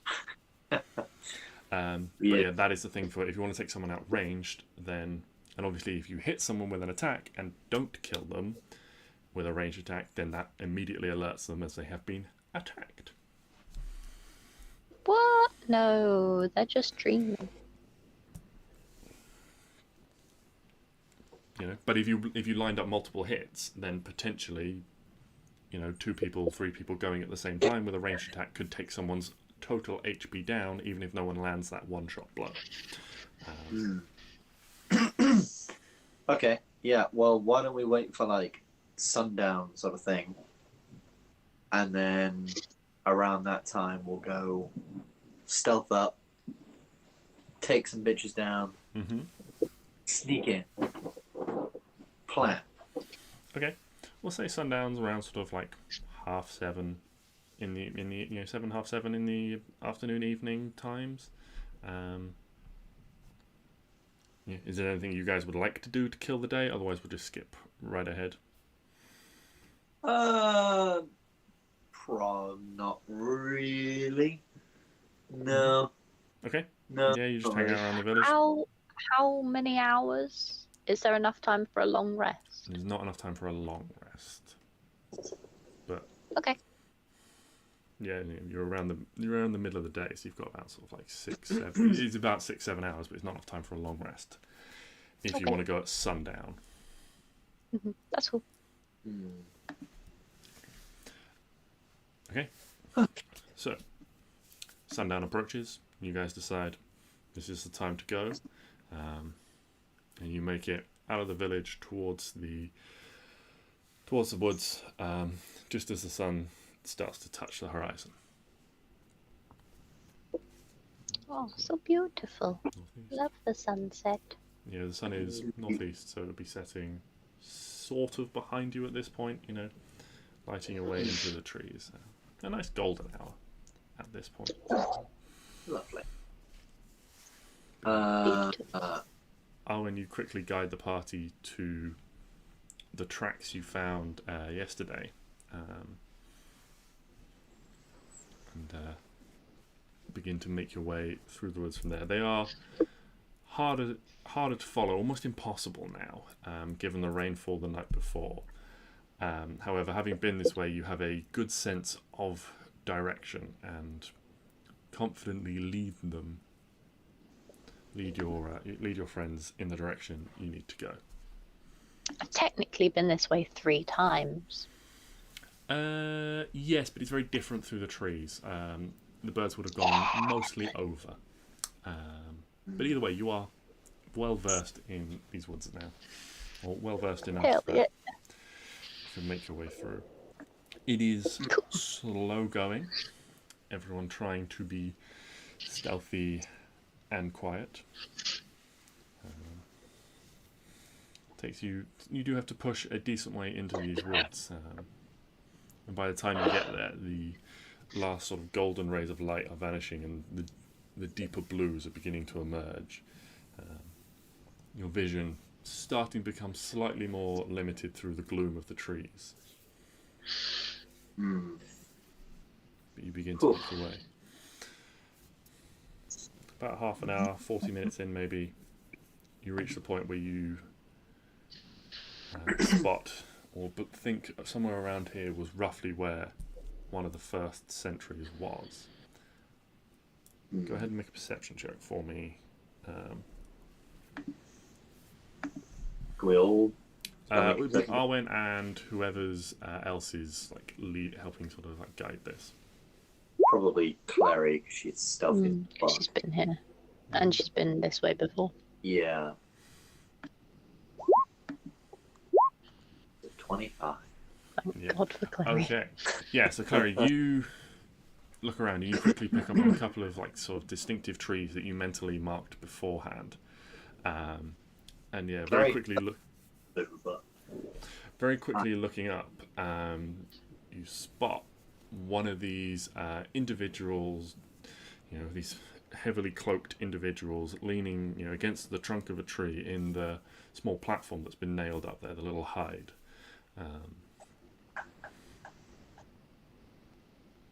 Yeah, and with a 25, you're a little bit sort of, remarked to see that they are very, very still in this tree. I think they're dummies. I thought this last time, but I wasn't sure. Maybe. Could we try and get a little closer? Mm-hmm. Yeah, you're still sort of, ways off, not wanting to get too close to a sentry like this. You're a little ways off. But yeah, you can try and sneak up. Anyone that's trying to sneak closer, make a stealth check. Is Klari gonna do it just because she's... Yeah. Klari, who can't roll below a 23. That was Stix. That was Stix. I'm terrible roll for Stix, but natural 1 for 14. But no, so that's 23. 23. Sorry. Yeah. So just Klari going? maybe for now, Okay. say So- yes. She's going, but she's obviously being mindful for traps and other Yeah. Okay. things, thinking that this is potentially a dummy. Okay. So Clary sneaks up to the tree. There is no obvious movement or perception from the figure that seems to clock her in any way. She manages to get as close to the tree, almost to the base, if she wanted to. Yeah, and then could she start to scale it with her slippers of spider climbing? Yeah. So she just reaches out, and you'd almost see, like in the, in the Very much Tobey Maguire Spider-Man, if you zoomed in real close on her hands, the magic would give her the tiny little hairs to grip to the. And yeah, she starts making her way up. This is maybe sort of 20 feet in the air. She slowly climbs 5 feet off the ground, 10 feet off the ground. What's she attempting to do? Is she attempting to get all the way to the platform? Is she going to try and attack this individual when she gets there? I think she'd like to get closer and confirm whether it is in fact done or not. So let's say about halfway up the tree, very close to it now, maybe sort of 10 feet away. Make another perception check. That is a 19. A 19. Yeah, I say from this distance, up close and at the angle now, right underneath the tree, a place you wouldn't think you'd want to get, because why would you want to get close to a sentry? But from this angle, Clary can see, looking up, there is indeed a dummy there. There is just a small little triangular frame that holds the hood up. And there is sackcloth body and things like that. And the legs disappear down in just stuff. You can see that a little hole has been chewed by maybe a mouse or some other thing, and there's a little bit of straw is poking out one of the legs. But in the head of this dummy, there is a small silvery dark grey looking bell. If you suspect if this thing were to be attacked, it would make noise. Oh, that's really clever. Yeah, you've climbed up to a centre and we've learned that there are dummies with bells in their face. You're here now, so I won't take over Clary. You use your slippers and thing to climb up to it. You're yeah, Clary, you're currently about 10 feet in the air, gripping a tree trunk, looking up at this dummy above you. We were thinking, I think at the top of us, we're thinking we could take clothes and disguise ourselves and walk past the dragons and walk in. Although, is it dressed in a particular uniform? Is this a... It's mainly just a cloak. You can see, it does have very basic clothes on, but it's mainly just this big cloak wrapped all the way around with this big hood up to hide the face, so it's all in shadow. It's simply done, but it's mainly relying on being able to sort of be pressed back against the trees, being very still, having this big cloak to disguise the fact that it's not a real person and just has the shape of one. You could certainly take the cloak. You don't recall having that this a big cloak is or isn't part of any uniform. You mentioned they all had burns and scars on them. Mm-hmm. I'm starting to think that's the identifying feature of these people. That's the thing, where you'll get to the door and they'll sort of look you over. And as long as you've got one of these burns or scars or something, they'll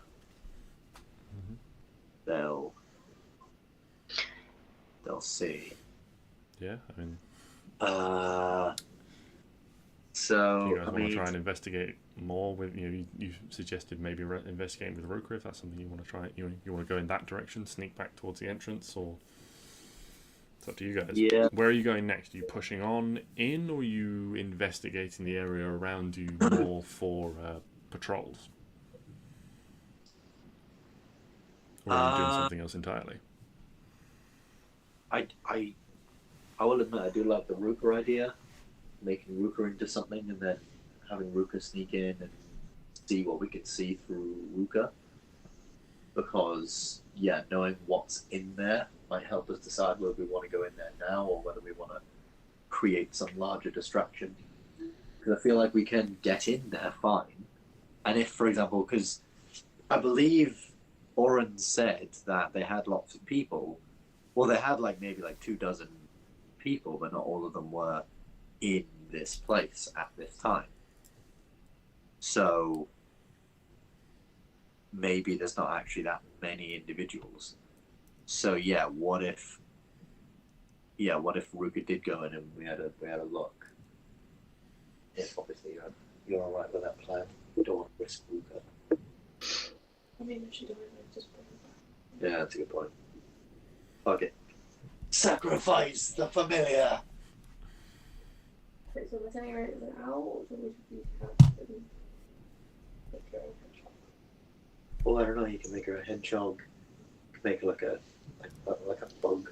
Do you think Or there's any things that I can actually... I know like a spider's one. Like a Ruka spider. Or Ruka people. Something.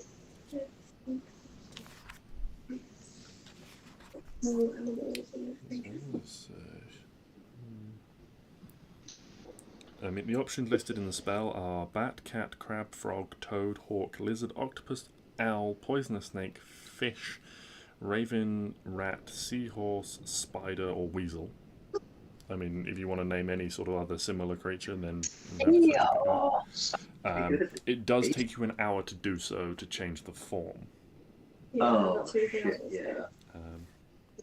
So it's up to you. I mean, don't mind waiting an hour. Rather wait an hour and know than not that hour and all die when we get inside. Are we gonna look for other Patrols and stuff. patrols while? I mean, if you're happy, casting, recasting that one, that me and Arwen can have a look around for other patrols outside and stuff. So I think we're better either to keep her as an owl or go back to hedgehog, because if it's a spider, it's going to take ages to get in there. Well, I was going to say bat. Well, that, yeah. Because a bat, obviously inside a cave, that makes sense. And it's nighttime, so that further makes sense. No, that's a good point. Yeah, It has dark vision. yeah, it I think. so suspicious. Yeah, it has echolocation. See stuff. Does Clary have to concentrate on it for an hour? Clary, it takes an hour to cast the spell, so it is essentially yes. Like if she got interrupted during the casting, it wouldn't work. So I'm thinking Neo could sit with Clary and make sure that if anything comes along, they get poked. Mm-hmm. And me and you have a quick gander around and see if there's any other patrols or anything outside that we need to worry about. Yeah. Works for me. Cool. Yeah. The bat doesn't have dark vision, but it has blind sight, which is better. So, yeah. An advantage on wisdom perception checks that rely on hearing. So if you want to eavesdrop, it's good for that. The owl is good for sight. I think it has advantage on sight ones. I think it also has advantage on stealth. But... not sure about that one. It might do. It certainly has the fly. Oh, no. It has proficiency in stealth. It has +3 to stealth. Yes. So not really that great. Hey, it depends who you compare it to. Clary? No. Neo? 3 times as good. That's a good point. Yeah, very good. Okay. So, Clary, you're changing the form of Ruka? Yeah. Okay. one or two of you, someone with advantage or someone, make a survival check to find a good spot for Clary to like bunker down and do this. I have expertise. Though I wouldn't mind some help. I'll help. Okay. Yay. Yeah, you managed to find like a really good bit. There's like a fallen tree that still has like most of its branches and things. And like it must have fallen pretty recently, but it still has most of its branches and they're quite leafy. So there's a lot like climbing sort of over and under and through. You can get a real like sheltered position visually from this. And like you find one of these branches basically just acts like a little bench for you to sit on, Clary, if you wanted, while you do this. Okay. So that's what Klari and Neo are doing. Arwen, Stix, you guys are looking for patrols then. Do you, if we're going to be like wandering around, do you want me to cast Pass Without Trace? As long as you don't mind using the spell slot. Yeah, okay. Okay. I mean, that lasts for like an hour. Pass Without Trace is an hour. Yeah. Hour. That would last the perfect amount of time we need for Clary to cast the spell, so yeah, fuck it, why not?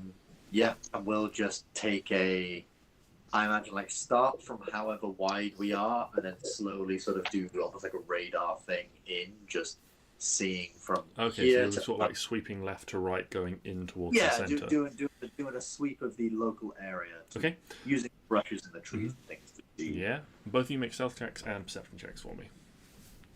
Stealth checks. Can I, like, aid her in a perception check rather than making one of my own? Yeah, that's fine. Yeah. So, stealth. 33. We didn't need thingy. Oh well. 9. Was it I'm perception? a paladin. All the time. Yeah, so Paladin. you guys stealth your way in very, very quietly. Barely a sound. The recently damp ground helping dampen any crunchy leaves or anything like that Crunch. might even give you away. And any sound that is made is swallowed up by the unnatural aura of this spell. Oh, and as you're going, you do spot the 2 more sentries that you spotted the first time. But knowing what you know now and getting in close, getting in under them, you can see from the angle that it is, they are both fake. But as you're walking around, or as you're moving in very closely, creeping from tree to tree, you hear a voice. Just talking, not overly loud, but it carries through the trees in the darkness towards you. And looking around, you can see 2 figures ahead of you walking with this large wolfhound. And the voice just says, "One more lap and then we head in." Yeah, all right. Who's opening the door, me or you? Boulder Pop and Shears. Fine. And you see both of them get their hands out and they go 1, 2, 3, shoot. As they play rock paper scissors. One of them pulls rock, boulder. The other one pulls shears, scissors. And there's a little like ha from one of them. It's like the other one's just like, "Oh, fucking hate opening that door. Who designed that piece of shit anyway?" And I was like, "Well, you know who designed it. It was Jasper, but yeah, but he doesn't go in and out, does he? He doesn't have to cut his fucking arm every time." Oh, where's it? We have to follow them. Yeah. 100%. Yeah, we'll follow these guys. Yeah. So after this brief discussion, they set off heading in an clockwise direction and begin to slowly loop around.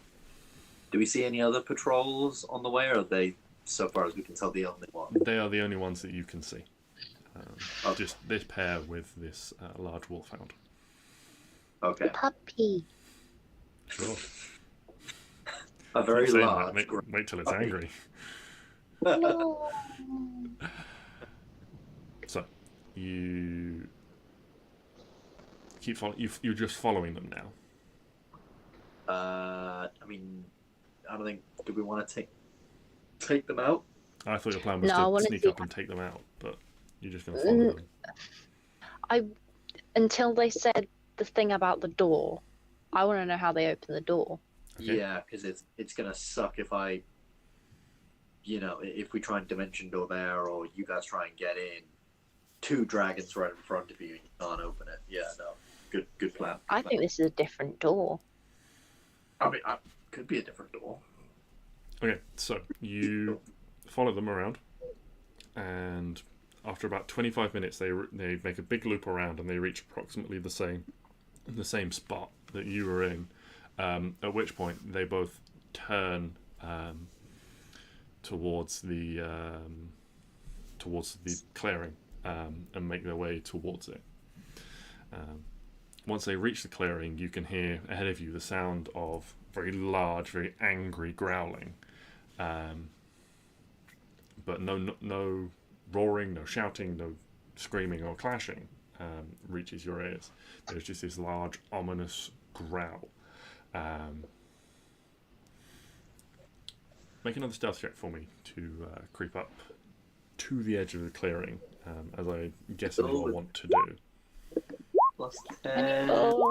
24 and a 30. Oh Yeah. yeah. So you guys managed to creep up, Arwen guiding you to the same spot you did before with Klari, where you hid behind this large rock, and peeking around, hidden in the shadows. You see these 2 dragons are crouching down. They are stood up, but like crouched, sort of in like aggressive stances. The dog, you can see, has like its tail between its legs, and is sort of like there's like a soft little whine emanates from it in fear. But you see these two figures just lift up one arm, their sleeves falling down, and just walk straight through the middle of them. You can make an insight check for me if you want. I'll help you. You'll help me. Yeah. This is gonna be fucking interesting. My character sheet has decided to refresh itself. Hold on. I have a +1 to this roll. Oh. 16. Yeah, you can almost see from their demeanour there is a little bit of trepidation still walking between actually, two. He was helping me. What? 20. Yeah, you can see there is a little bit of trepidation walking between these two dragons, but they do so with enough confidence of someone that's done this before, but it is still quite scary. Before they cross the clearing, they approach the set of what looks like bushes, and both like sort of lower their arms and step through the bushes out of sight. Oh. Was that it? Oh, like they got to cut their arms to like go through the bushes and things. Oh. No. Huh? Is there a door through the bushes?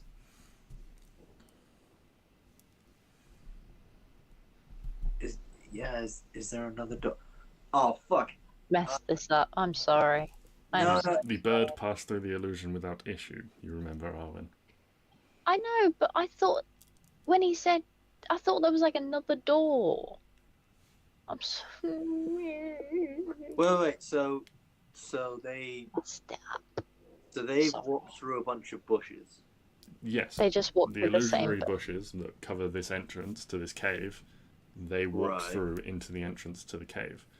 When the bird went in, because it was dark in the cave, the bird, not having dark vision, could not see more than about 10 feet further down. Right. And therefore didn't see it. Okay. But Wait, didn't see what? I don't know. But we can still get through this way. It's just this was a waste of time following them. Yeah, I thought there was going to be another door that you needed to like No, honestly, cut, they started and talking then cutting their arm. I thought that was because a lot of them have like burn marks and things on their arm. I thought maybe it was some kind of like ritual thing you had to do to get yeah, that. Or like to show their allegiance to the dragons or whatever. I don't fucking know. Okay. What would you like to do? You're on the edge of the clearing. About maybe 40-ish minutes of this hour that you are waiting for Klari has passed so far.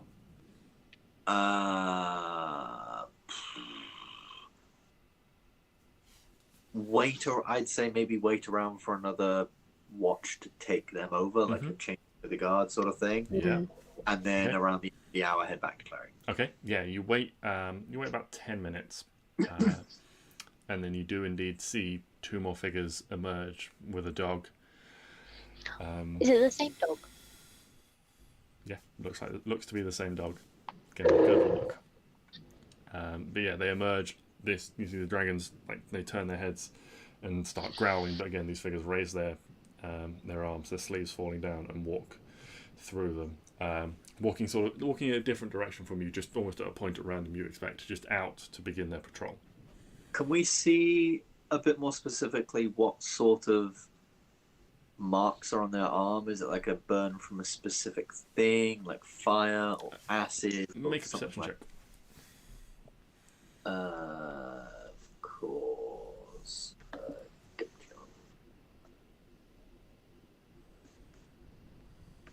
Can we both do it?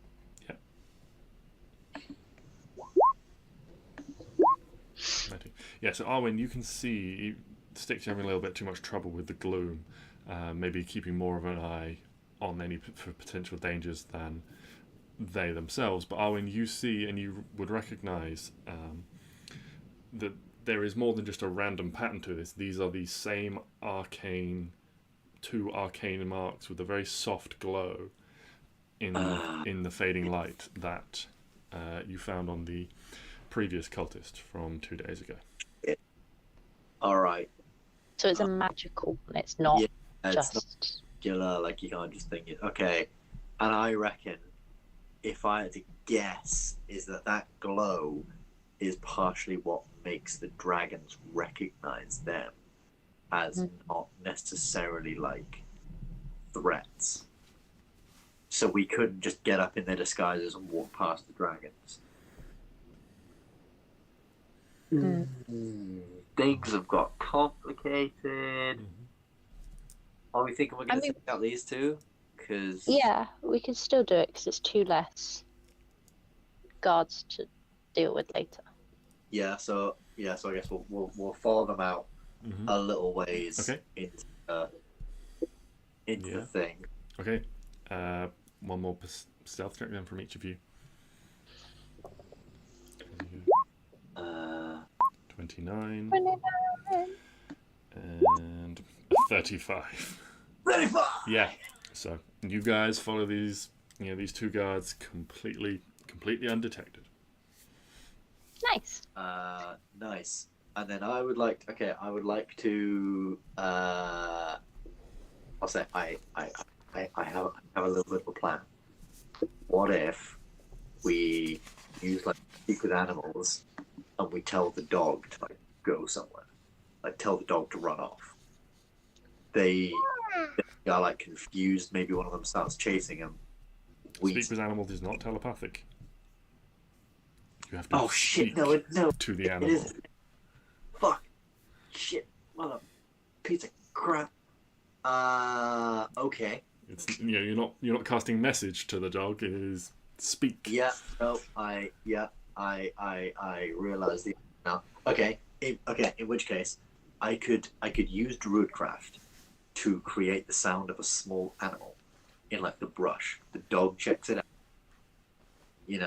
And maybe I could try and do that and have like this small animal, like one thing here and then another thing 30 feet away and another thing 30 feet away. And so it'll be like this animal running we'll see if the dog chases it, and then maybe we can go up and just like think. Well, then, because my concern is the dog barking and killing the dog, because I don't really want to kill the dog. We're not killing the dog. But what if it starts barking? JJ. Unless the dog barking is what gets their attention outside. Maybe. God, why is my mind immediately going to The Last of Us 2? Just trying to figure out how I How do I get distract through this encounter dogs. without alerting and killing the dog? Yeah. It's almost like the video games I play are inspiration for the things I do in D&D. Who would have thunk it? How strange is that? I know. No, it's fine. I can see Abby's mood has changed somewhat at the thought of The thought of what? the dog being unhappy. Mm-hmm. Okay? Yeah. I'm not saying you have to kill the dog. I'm just saying killing the dog's an option. No. No. So, Yeah, what are you up to? You guys are so- incredibly well hidden. You do not get the I'm sense that they going have to- any idea you are there. I'm going to create the sound of a small creature, maybe like a rabbit or something, just in like the brush next to them. So they're walking, gonna be like to their left or something like that. And then I'm gonna create another one like 20 feet away. Okay. And then another 20 feet away. Yeah. And I'll just keep doing that in a little bit of a arc as far as my range goes. Okay. You create this noise, this little like scuttling, scurrying in the undergrowth, this like sound, and you see the dog's head immediately like cocks it, and then it just says, woof, woof. It barks, and like takes it like a couple of steps forward, and you see one of the ones that is leading it is like tugged up, like tugged on this lead as the dog moves towards this sound. Okay, and then I'd like to just really quickly look at the parameters. Golden Hawk, this guy's one around here, some flower from seed open blunt. Contain this harmless and very small, the Pokemon sound of a small animal and they note of a skunk.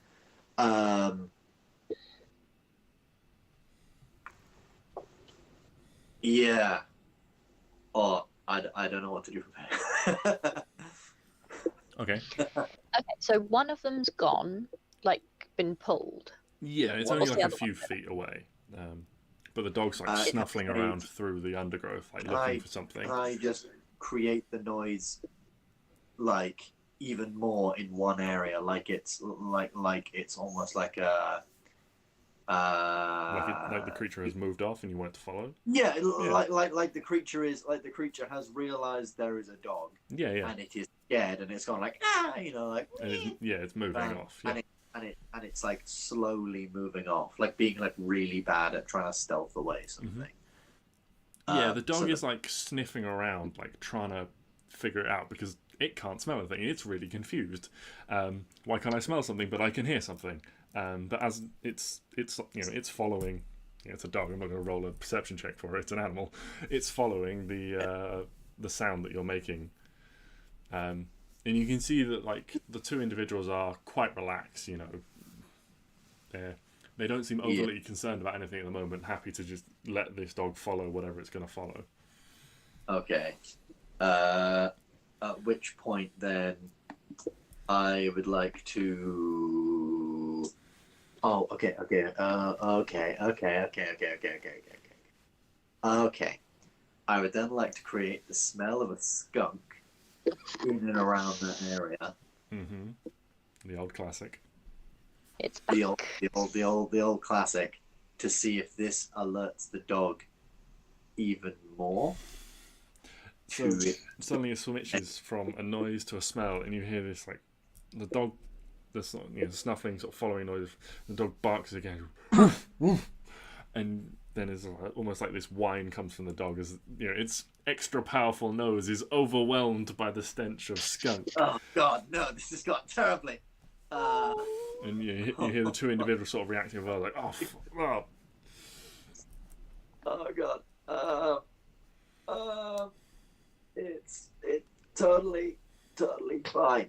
I cast power word kill on the bad guys. They die. Great. Let's move on, shall we? No. Okay. You can cast power word kill, but these enemies have more than 100 health.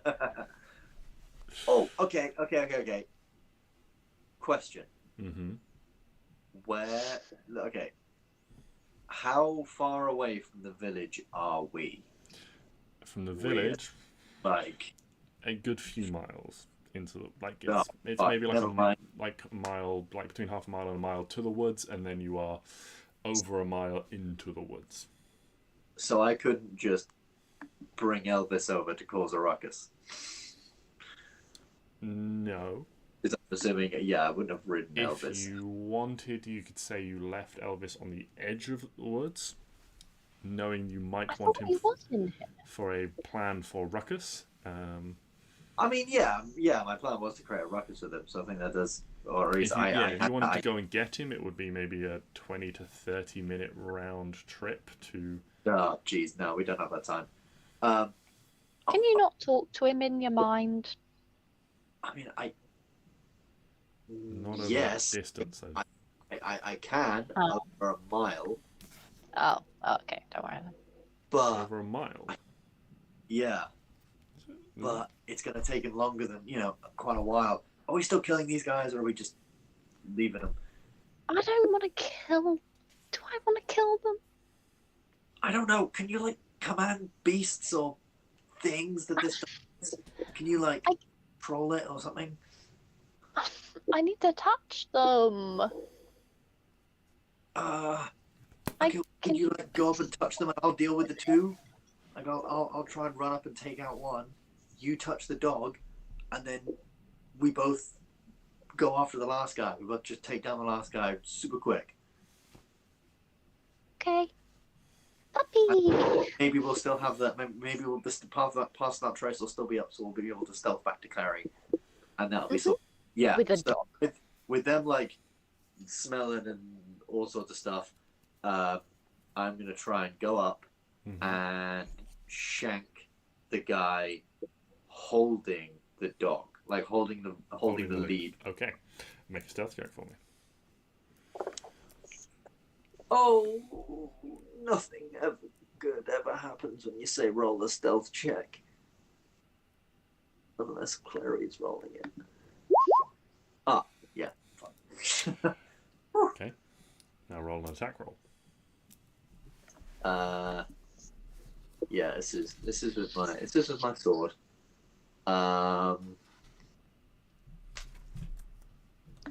Yeah. Oh. Wait, I have advantage. Have advantage from being stealth. Unnatural 20. Oh.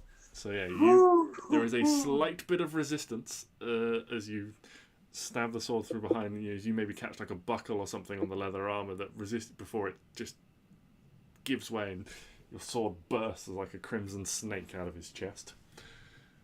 Ooh. Arwen, what are you doing? Am I going for the dog? That was the plan. Excellent. Cool. Yeah, I'm just making sure. Yep. No, that's. I would like to get the lead, as this man is probably going to let go of it. Yeah. As he is. Mm-hmm.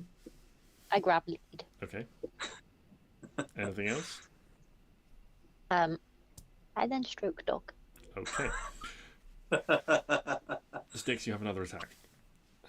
Sweet. Yeah, I then turn. I then like pull my blade out, kick this guy across, turn on the other guy, and just slash for the neck. Okay. Please be good. Otherwise, luck. 27. 27. Yeah. So the two of you, with your incredibly high stealth, move in tandem, partially covered by their own disgusted noises at the smell of skunk, the snuffling and sort of almost whining, barking of the dog at this horrific smell that Stix has created. You get up behind them, Stix, you come in and you just slam one of them from behind with your sword, quickly whipping it out. As the other one turns towards you, you use the momentum of drawing this sword out to just spin on the spot and just one clean stroke straight through the neck, and the head just goes off. Oh. Arwen, you grab the lead on this dog that immediately turns around. You're still kind of stealthed as you haven't really done anything. The dog's caught off guard, but sees Stix standing there with a sword drawn and just this boom, like the more booming bark, just woof, woof, woof, and immediately starts like pulling at the lead, and you're suddenly straining to hold this thing back as it's going for Stix. Just make a quick, just make a quick strength check for me. Good doggy. Wait, but Don't make me smite really you. quickly before I do that, don't just motherfucker. Was I stroking it before? There's not really enough time. I'd say within like. Or is it friendly yeah, you can to- certainly have a hand on the dog. Is it technically friendly to me because it hasn't seen that I'm No. an enemy? It doesn't know I'm It's there neutral technically. to you. It would know you're there if you've got a hand on it, but I think it's certainly neutral towards you at the moment. You know.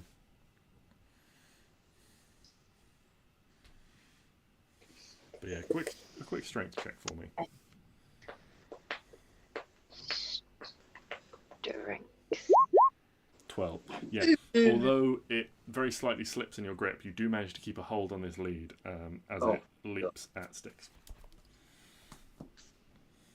It's sort of that thing where it's like held up on its front paws, or like on its hind paws, and its front paws are like waving in the air. It's like snapping and snarling towards Stix. Can I make like an animal handling check or something to try and calm him down? Yes, Or- I'll say with disadvantage because he's very much agitated. Okay, it cancels out to be normal Okay. because I am an animal friend.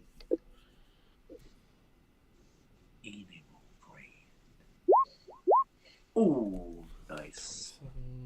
Okay. Yeah, you like grab on the lead and like pull it in close and like grab onto this large like collar that's around this dog's neck, and you start like you get down and you like give a very like gentle sort of like shushing noises in its ear, and give it like pats and scritches and I just to try and like help that sort of thing, I just like slowly pull back into the brushes and move back to our original position, like hidden away from the dog, so that it doesn't see the big bloody sword man. Okay. Yeah, and you do manage to somewhat calm this creature. Are we friends yet? Have we got a dog now? I have a dog. Is this how it works? Are we friends yet? Sure.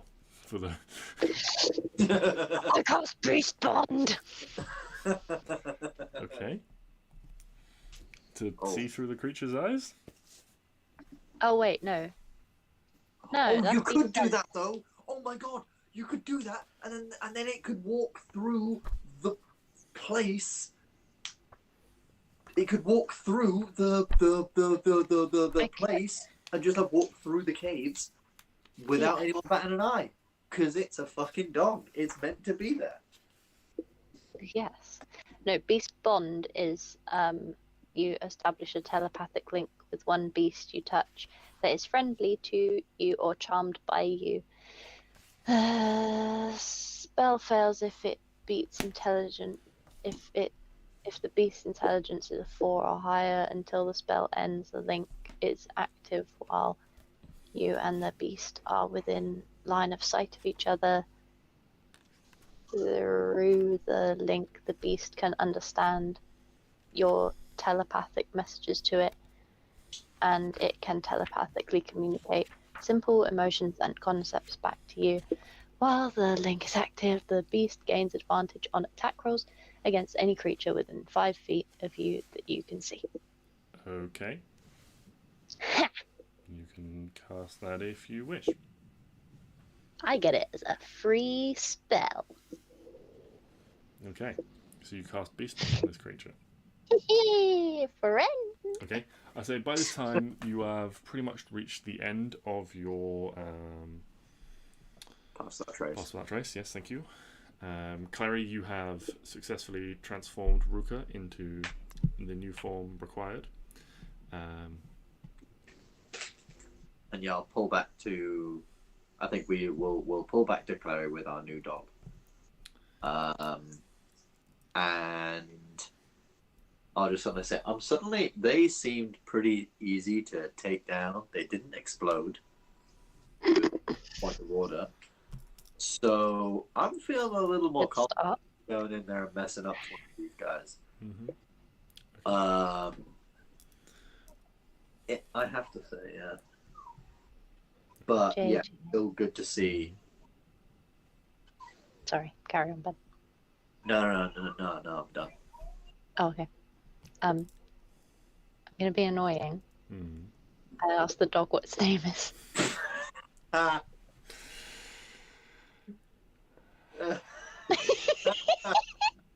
You bought a dog in last session and you didn't think of a name because you knew I would ask. You knew. To be fair, you should have fucking known. If you didn't No, it's fine. dog anywhere, It's fine. like you could be like, oh yeah, you walk into a town, you see like a pigsty. You got to think up every name of every pig in that fucking pigsty with this. Okay. It's a good job I didn't go to that farm. It's got to name Yeah, 400 sheep. Yeah. Does Beast Bond allow them to talk? No. It can communicate simple emotions and concepts back to you. Oh, it's like a name, so it's not like Rover or or Shadow, because that so it's probably like Jack or some rubbish name. Okay. This is such a cop out. I will speak with animals in a minute, don't you worry. That's what you want to use your spell slots on. That's fine by Oh, me. hell yeah. So, You know it. what are you guys doing? Klari, you now have Ruka in their new form. I think we send Ruka in to see what's inside. And I have another idea that could draw some of them out. It's a little bit gross. It's real dark. Oh, I'm listening.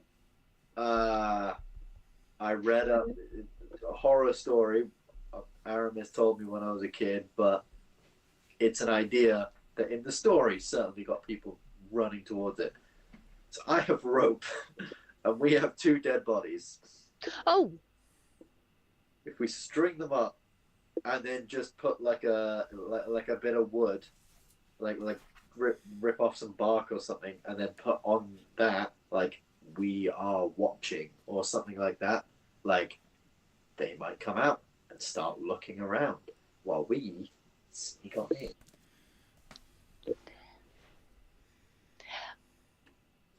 well, I did say it was dark. you do that. I will bond with my new beast. I will defer to Clary's Bat Ruka first. Okay. I was going to say, Clary's busy. Don't rope her into this. Yeah, I don't want anything to do with whatever you want to do with these dead bodies. Okay. No, actually, you know what? Defiling dead bodies, that seems a little bit too mean. Okay. for me. So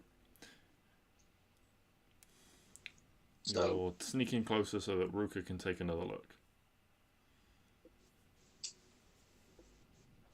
How close are we at the minute? You guys are a few hundred feet away. You sort of moved away so you'd be out of, particular likely paths that anyone would cross to find this little knoll to hide in. so that you could do this for an hour. Stix and Arwen have to move in, a lot closer. Ruka can travel a mile away from me if I'm using a sect. I might have made that up again. I think I got this one last time. So, find familiar. Somewhere on additional action. See eyes and hear what it hears until the start of any special senses. Next time you are deaf and blind and attacking. Okay, it doesn't say how far. So I guess within it's 100 feet of you. Yeah, while within 100 feet of you, you can communicate with it telepathically. Additionally, as an action, you can see through your familiar's eyes and hear what it hears until the start of your next turn, gaining the benefits of any special senses that the familiar has. During this time, you're deaf and blind with regard to your own senses. As an action, you can temporarily dismiss your familiar that appears in its own pocket dimension. So, from 100 feet, you can communicate and give commands and stuff like that. Beyond 100 feet, Aruka acts independently following essentially the last command you gave her. I see. Okay. 100 feet maybe too risky to do it. Well, you got pretty close before. We could. I mean, yeah, you got pretty close before. Close to the dragons, but didn't really go into the cave. Yeah, but that was only like, say, 30 feet across past the dragon's doorway, and then you got another like 70 feet to look inside the cave, I guess. But then, yeah, thinking about it, that's not really that much, is it? Yeah, maybe it's from next to like near the dragons that if we get caught, then the dragons. Yeah. Is that 100 feet? Because I've seen. Is that 100 feet she can speak to it telepathically? So within 100 feet, Clary can give commands to Ruka telepathically. Beyond 100 feet, Clary can still see, but Ruka acts independently following the last command Clary gave it. So you could just tell Ruka to like look around, like explore this cave, Yeah. and Ruka could just go in, theoretically.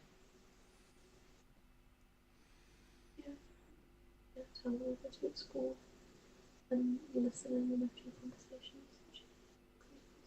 Yeah. Yeah. I guess if that's the command you gave her, then we could do it from here, and then it can go. Literally, Ruka and Clary's arm to the right. Got a really important mission for you, Ruka. It's like a little map. And then I point like you gotta be really good and sneaky. Like. Or actually, like, it's not up on your arm like that. Oh yeah, it's should down like. like that. It's hanging upside down. It's like Vantage's bat, It's like Advantage. But yeah, I feel. Yeah. I was still like confused at the noise. Don't know if that's what a bat sounds like. Mm-hmm. Yeah.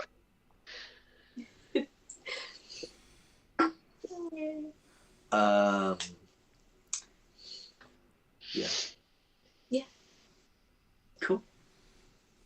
So that's what we're doing. Okay, so you're sneaking closer, and then Clary's going to send in Ruka. Or we're doing it from here. Somewhere outside. It's up to you. I know it's up to you guys because you're the ones that are gonna. I can't do anything. Oh yeah, you can't do anything. It's going to be us. Looking through Ruka, I'm blind and deaf. And I guess you can't. It's up to you because you're gonna have to be the ones to protect me. Yeah. Okay. Could we try and get within 100 feet so that she can tell it where the entrance is? Mm-hmm. Yep. And beyond that, it's up to Ruka. Okay. Yeah. So you guys move slightly closer. Clary, you find a nice spot to settle down, and then you release Ruka into the air, and they travel off. And you settle yourself down, and you immerse yourself in Ruka's senses. as they dart through the trees, emerging in the air, sort of safely a safe distance above the dragons as you have directed, and you fly down, guiding Ruka into this illusory area. Passing on through, you enter a cave, and it's dark in this cave. No light is coming in from the outside, and there are there's no light within. You head in, and you can see ahead of you, maybe sort of 20 to 30 feet down, there is a solid door set into the stone. The stone has been shaped. The door has been shaped into the stone. A large rectangular door.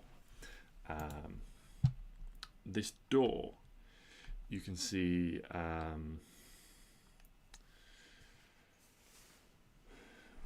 Where is it gone? This door, you can see, has a metal bowl, half bowl, set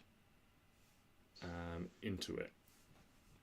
So it is a smooth iron door, and at about sort of waist height there is a bowl set into the door.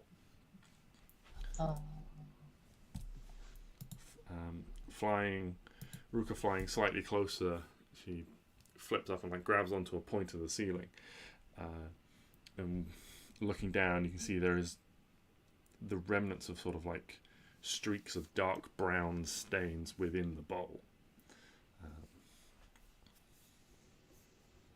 You were right. They need to cut their arm.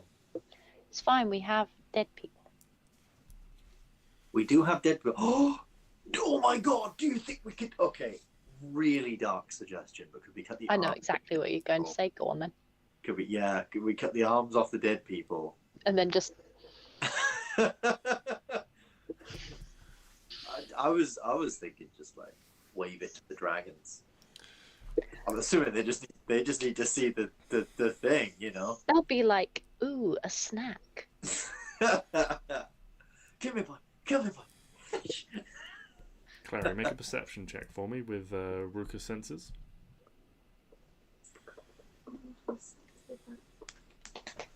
Oh lordy. Yes. Ooh. Yeah. Stats of the bats. The D&D bat. It has a +1 wisdom. +1.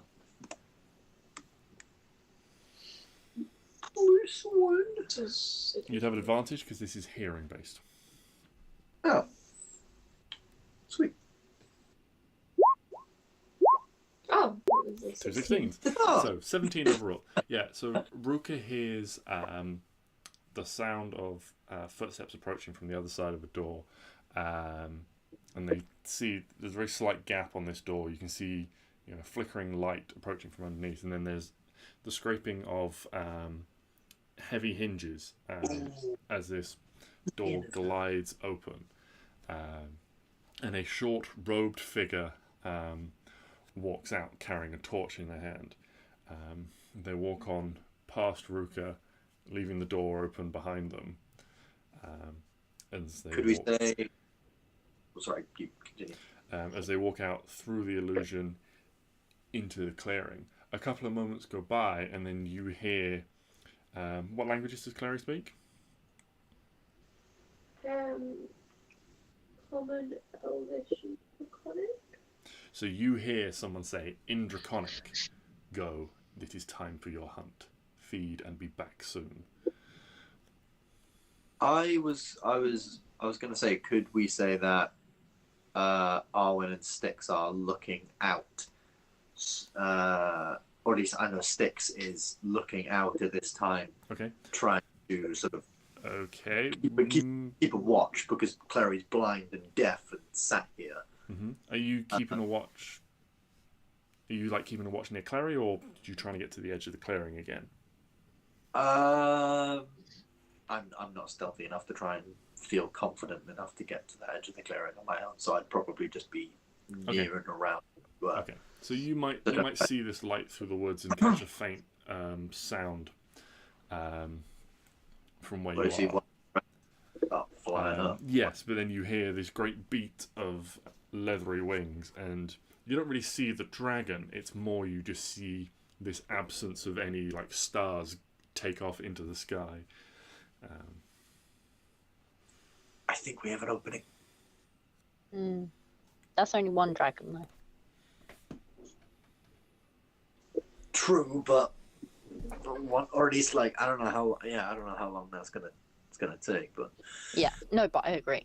Now Yeah. or never. Yes. So this door is left open, Clary. Ruka is currently hanging from the ceiling in front of it. Am I still able to communicate? I think so.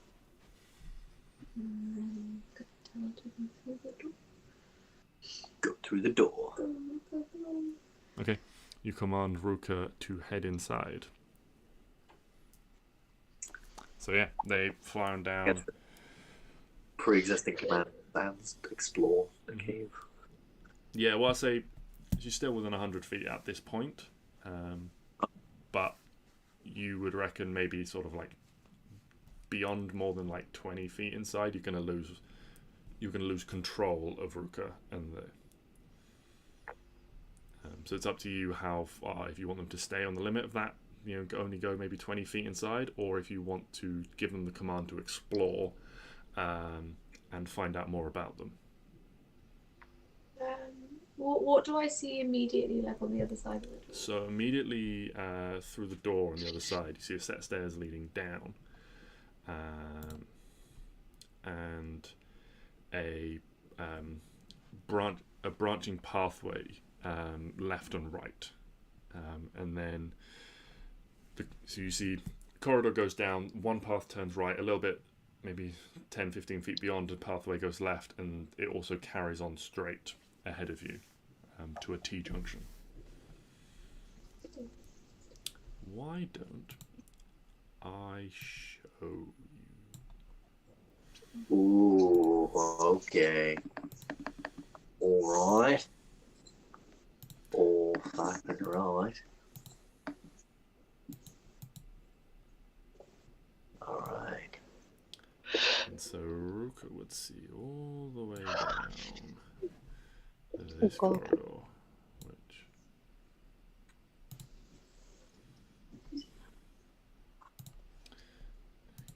just see a little ways in here.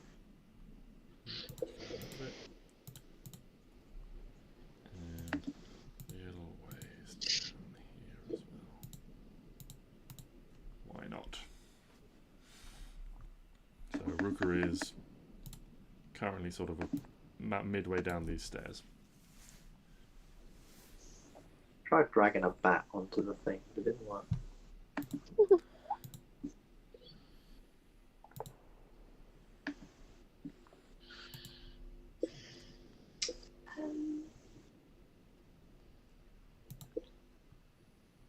Let's have echolocation. Yeah.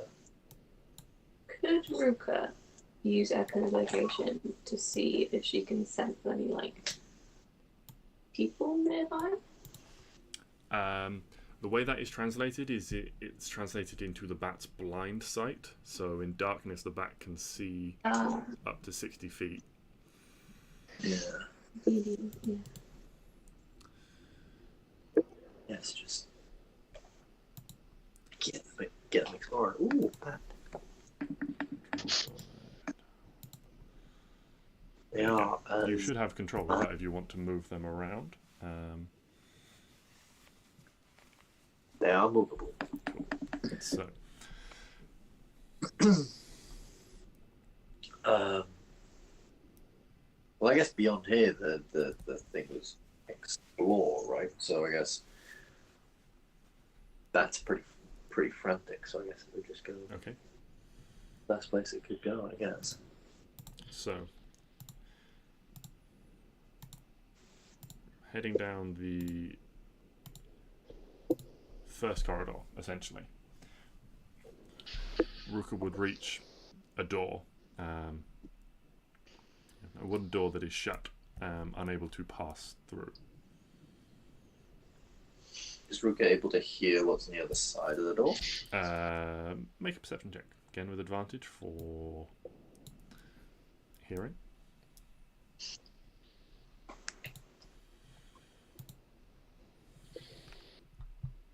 D20 twice. Oh. 16 again. I think Ruka's got it. 15. 16. Okay, so 17 overall. You get the sound. There's not a lot of noise that you can really detect through this door. There's no large sounds or anything like that coming from beyond. The only thing you might be able to pick up is the sound of like heavy breathing. Heavy breathing? From like a person, like a human? Or You like don't know. more Yeah. people? It's like it's through a door. It's not very loud. Okay. I guess Ruka can't go through that door. So To the next place? if Ruka heads back the next way, we'll get to see something in a minute once I've got all the. Why did I make a wibbly wobbly map? Next cave is going to be very square. So, we could see a large open room with several benches in it. At this hour, there's only 2 people in this room. You can see around the walls there are like sacks and barrels and things like that. There is a small fire that's barely flickering, mainly just sort of like glowing embers. There's a stack of dry firewood beside it. And you can see there are 2 people just having a discussion at a table. Okay. Are they talking about anything particularly important or like random chit chat? Just sort of like idle chit chat. One of them's got like he's like wrapping a bandage around their arm, or has like a fresh like wrapped bandage around their arm, and they've got that sleeve rolled up, and the other one's like, they're sort of like itching. It's like the other one's like, just leave it alone. It'll heal in a couple of days. You'll be fine. It's like, yeah, I know that fucking door though. It's like it's fine. I'll do the one tomorrow. Don't worry about it. We won't do boulder parchment shears for it again. And you guess these are the 2 that were on watch previously. They probably come in to get some food before they go to bed. You can see there's like a big kettle like hung over the fire, and they've both got like bowls and like mugs on the table.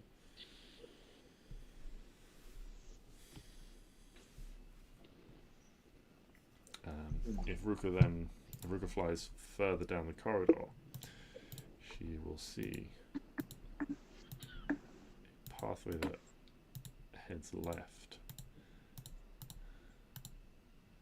and one that heads right. The one that heads right also ends in a closed door. And basically, to speed this along slightly, as Ruka is a bat and does not have opposable thumbs, these passageways also all end in locked doors, or doors that are shut, essentially. And are there any particularly interesting sounds on the other sides of any of these doors? Like any that stand out, like sounds of some guy being tortured or Make a perception check. big gathering of people? I don't know.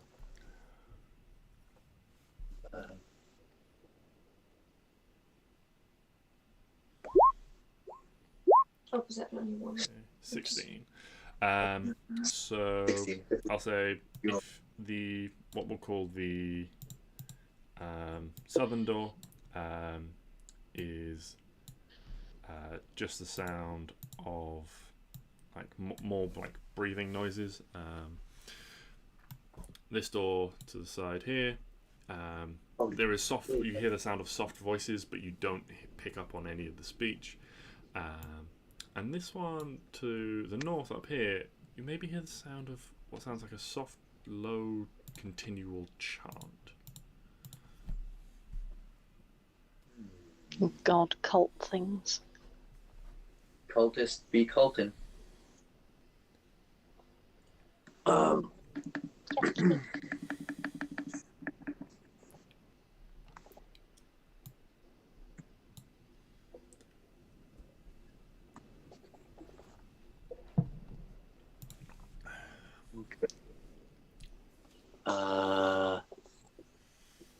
worries me how map we can't see.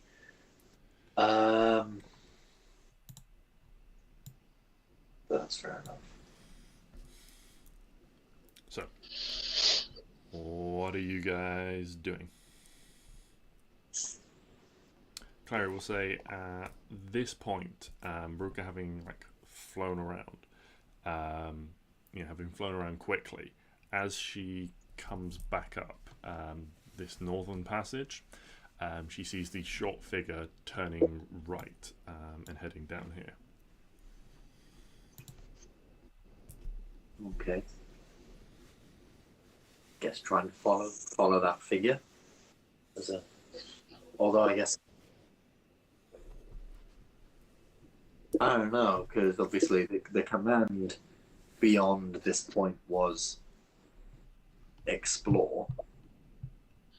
It has explored. But then if this person is continuously going forward.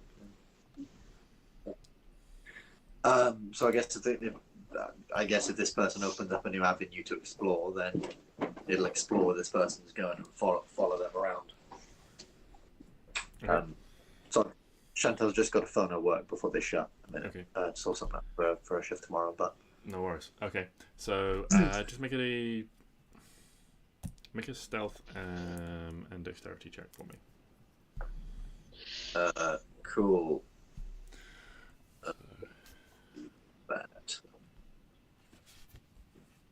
That has +2 dex. Oh my god!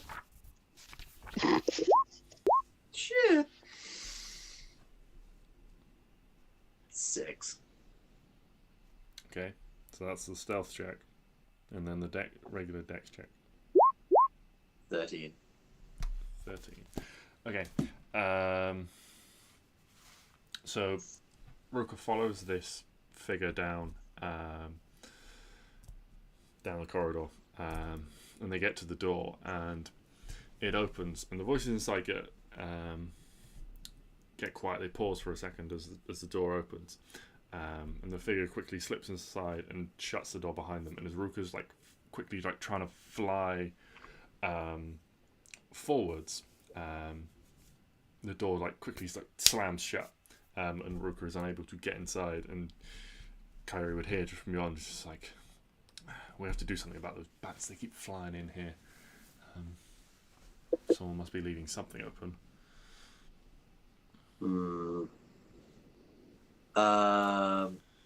In which case, Ruka will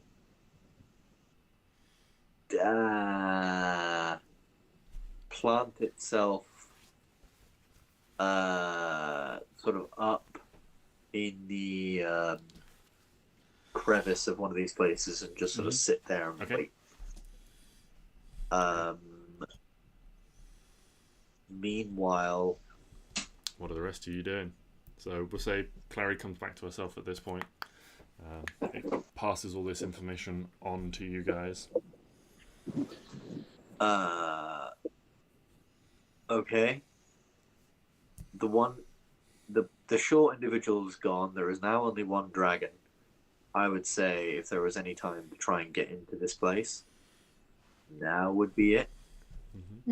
So if I could, so I can I can dimension door me and Neo, no problem. But then, yeah, the how are you guys gonna get past the dragon?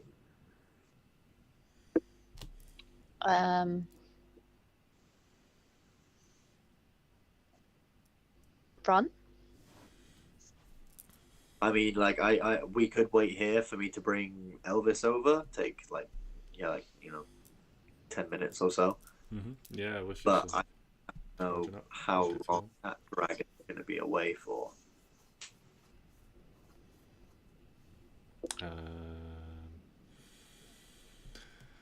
Klari, you've got the most dragon knowledge, I'll say. Make a nature check. I think, given the research you've done in the past, when you were investigating Uxian, I think Klari was your main source of research and study.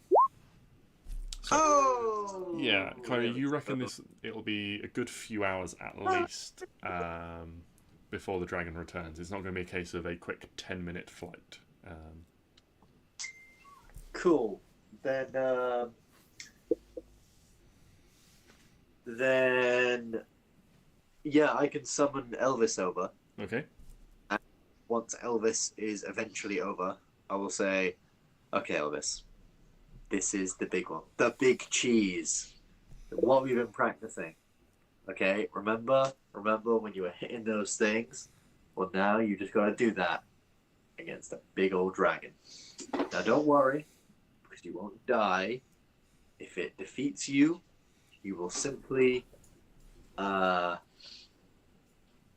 back to where you came from, and I'll resummon you, and I'll see you tomorrow, buddy.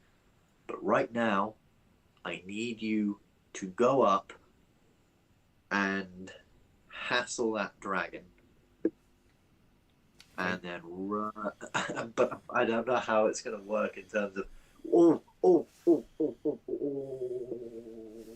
Wait, I may have had an idea.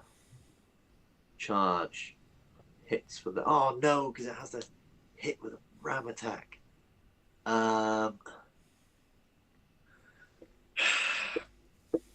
Yeah, you know what? Elvis is going to do it. And I'm going to cast Bless on. No, that's a really fucking dumb idea. Can I give Elvis anything like an attack roll? While Stix is thinking, the rest of you be thinking about how you're going to get in. Are you just going to run? Are you going to try and sneak? Are you got any magical abilities to utilize?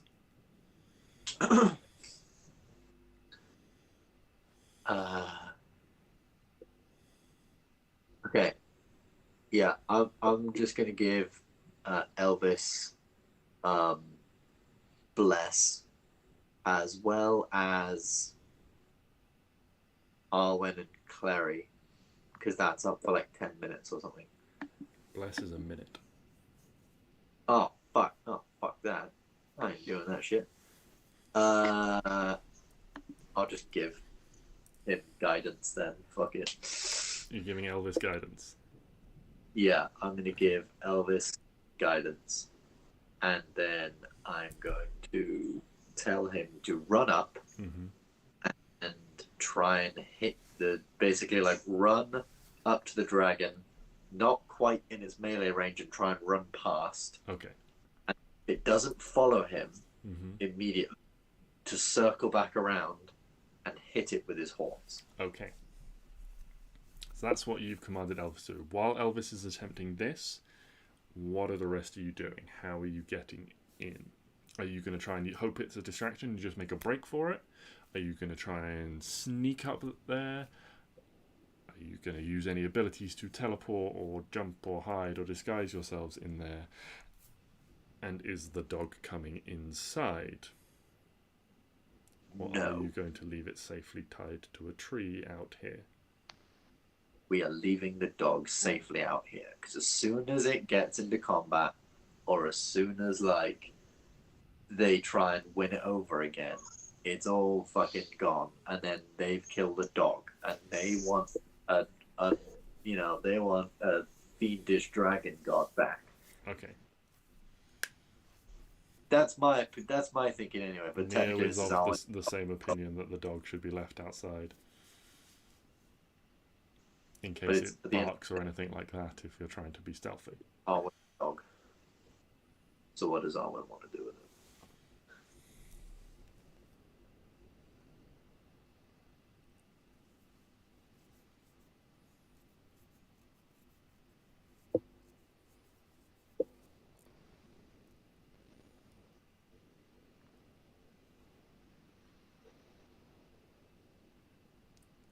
Arwen?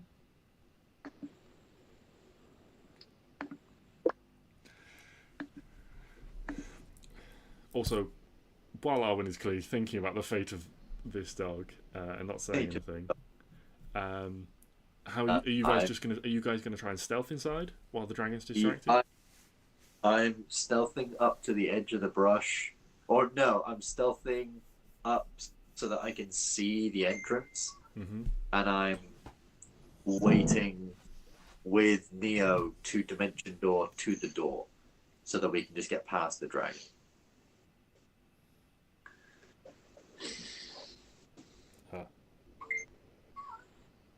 Okay. Arwen is disconnected, and we all sound like badly tuned space pianos. Lovely. Okay. Well, I'm glad I heard that. Right. Stix and Neo are of the opinion to leave the dog safely tied up outside. No, you want to bring it in? Gone again. Okay. I'm going to make the executive decision that, unless Klari has strong feelings one way or another, that the dog is safely tied up outside, so we can move on. Yeah. And how are you guys? Are you guys going for stealth, or are you going for just book it, basically? I would personally say stealth, because if this dragon roars or something, then it's alerted to our presence and we're fucked. Okay. So if you could, like, I don't know, do you have like invisibility or some shit?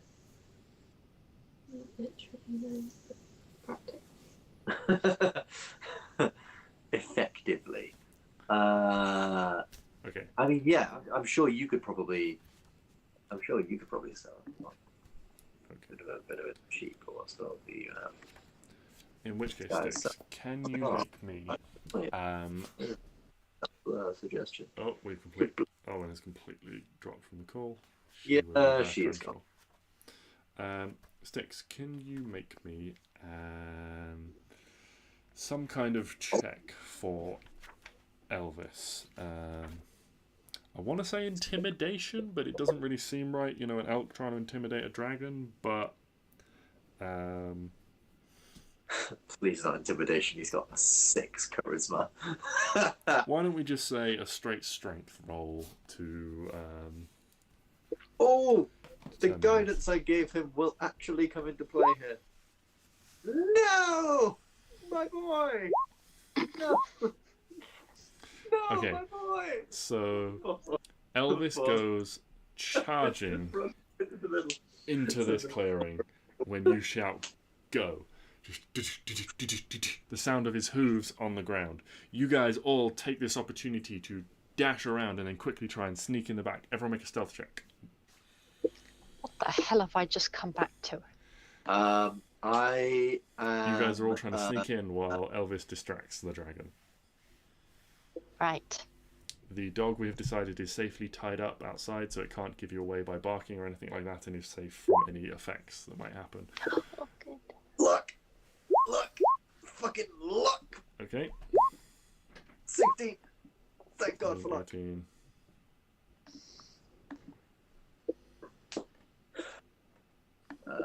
And Klari as well, although it's not going to be less than a 16, because it can't be. Yes, that's a 23, because rogues are super.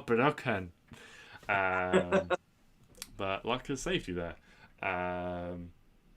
As You all. Oh, do we need to roll for Neo as well? Nah, it's fine. I got Neo. Oh god. Is that a 6 or a 9? Oh, fortunately that one's a 9. Plus his stealth modifier of 1. Yay! For a 10. You can go at the back. You guys watch as Elvis charges out of the undergrowth and kind of like stumbles a little bit as he like comes through the bush, and the dragon's head just whips towards it, and just like growling. And then as Elvis like gets closer and closer and closer, you can see this growling gets louder and louder, and almost like this light starts building in its throat. And Elvis takes this opportunity as this whatever this is building, and darts off away again. Doesn't get too far though before the head comes around and just this huge line of lightning rips through the trees, lighting everything up. I mean, do you want to make the dexterity save? Of course I do. Okay, can In Elvis can the attempt word. the dexterity save.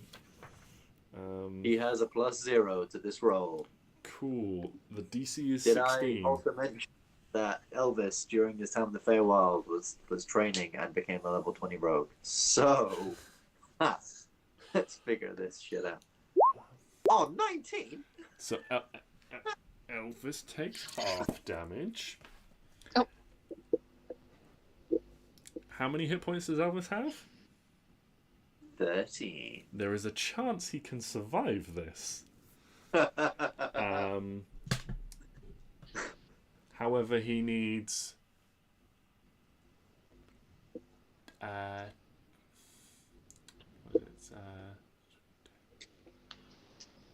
he needs like 8 1s and 2 2s. I will take those off. The first one is a 6, so Elvis dies. Stix, you just watch as you look as there's this bright flash and the clearing lights up, and there's just this puff of leaves as like splinters goes flying, and you almost like pause for a moment as Elvis is blasted apart, but Neo like grabs you on the arm and like pulls you along with you, and you guys all make it in. Into the tunnel through the illusory cover, and are now standing at the top of the stairs before this door. You've no idea how much I'm looking forward to level 13, where Elvis becomes a griffin. Elvis can fly. Yeah, where Elvis can fly and gains like triple the amount of fucking hit points. Yeah, that'll be good. It's when you start out, find Steed, pretty good spell. 13 hit points, not bad. You guys are level 12 now, and it's things are doing that. Yeah. Yes. So you guys, I'll say this: who is leading the way? You guys have just come through the illusion. You're at the top of the stairs. Klari is leading the way. She's stealthy and can perceive things like a motherfucker. It is my suggestion, unless Arwen wants to lead the way, but I'm assuming not, because strange culty people. Pick it up. I'll go second. I like the thought that me and you are like sort of like kids. Like Mama Klari will deal with it. She got this. I just hide. No. Okay, so you Klari in the lead. I'll go second. Yeah, if you go second, I will go third, and then like maybe 10 feet behind all of us, Neo will go. Okay. Just keeping up rear. Mm-hmm. You guys. Oh, and I'm going to give Neo guidance. Okay. Is there anything, like all the time. Any other preparations you would like to do as you begin to make your way? Any checks you'd like to make? With your dark vision, you can see there is no one physically in between you and the door at the moment. Can I just do a real quick detect magic and have that up as we move forward? Yeah, the first thing that lights up that you can see is the door is magical. Anyone doing anything else as you make your way inside? Can I see what kind of, like, what sort of magic is it? Is it centralized anywhere on the door? It is centralized, like, around this bowl on the door. Around the bowl on the door, right. You can see it's probably abjuration magic, like a protective magic. Any checks anyone's making or anything like that as you proceed? Yes? 2 questions. Okay. Oh, 1 question then. Yeah. Did we get any blood from the put people before we came in here? You Oh, did not, shit! but I'm happy to just retcon that and say yes, you did, if you want to. Yes, please. Okay. Because I was in space. Sorry. Yeah, that's fine. Okay, yeah. Yeah, you have. Yeah, that's fine. You can certainly have Okay. a bloody arm. Yeah. And second Bloody hell. Can I make a check to look for traps or yes, anything perception that's or gonna? investigation, up to you. Definitely perception. 23. Yeah, you spot as Clary's like heading down the stairs. You spot that the bottom step is weird. The bottom step seems all the other steps have like little scuff marks and like dirt on them. This bottom step doesn't have any muddy footprints, anything like that at all on it. I will grab Clary before she steps on it. Yeah. Just make sure. Let's all be like we were when we were 10 and just jump off the bottom, like jump over the bottoms. Yeah, Then you all fall do backwards onto the steps. So. You all just skip the bottom step and proceed to the door. Indeed. And then, like a big salt and pepper shaker, just blood. Stix gives the arm a Chinese burn to squeeze all the blood out of it. Holding the hand like as you would hold a hand. Like a little embrace with the hand. And just, yep. Make a strength check for me, Stix, as it will have certainly leaked a quantity of its blood out on the way from being removed from the body to here. Yeah, 20, you're fine. You wring this thing well. And a large quantity of blood is squeezed out of This it. is so gross. But you see, like, a set of runes along the bowl light up, and there is a clunk, and the door just moves very slightly, allowing you to pull it open and step inside. And I think we shall end it there for the session as you guys make your way inside. Can't wait to fucking die again in a stealth mission that we all thought was going to be a side quest. We're And- not gonna. And that's when Piper and his fabulous troop come in and save the day. She's got a new troop. Oh yeah. Oh no. Oh, Piper's done fantastically. They did not all die to zombies. Not yet. Was he in Rosen's then? Later. No, he wasn't. He went away from us. No, I think I did say that he was going to the human places because elves were stuck up and he wanted to get as far away from the forest as he could. So he might have done. Who knows? Maybe we met him on our journey. Maybe. Wouldn't that be funny? But yeah, that is where we shall pick things up next session with you guys just creeping through the door. Fantastic. Looking forward to it. me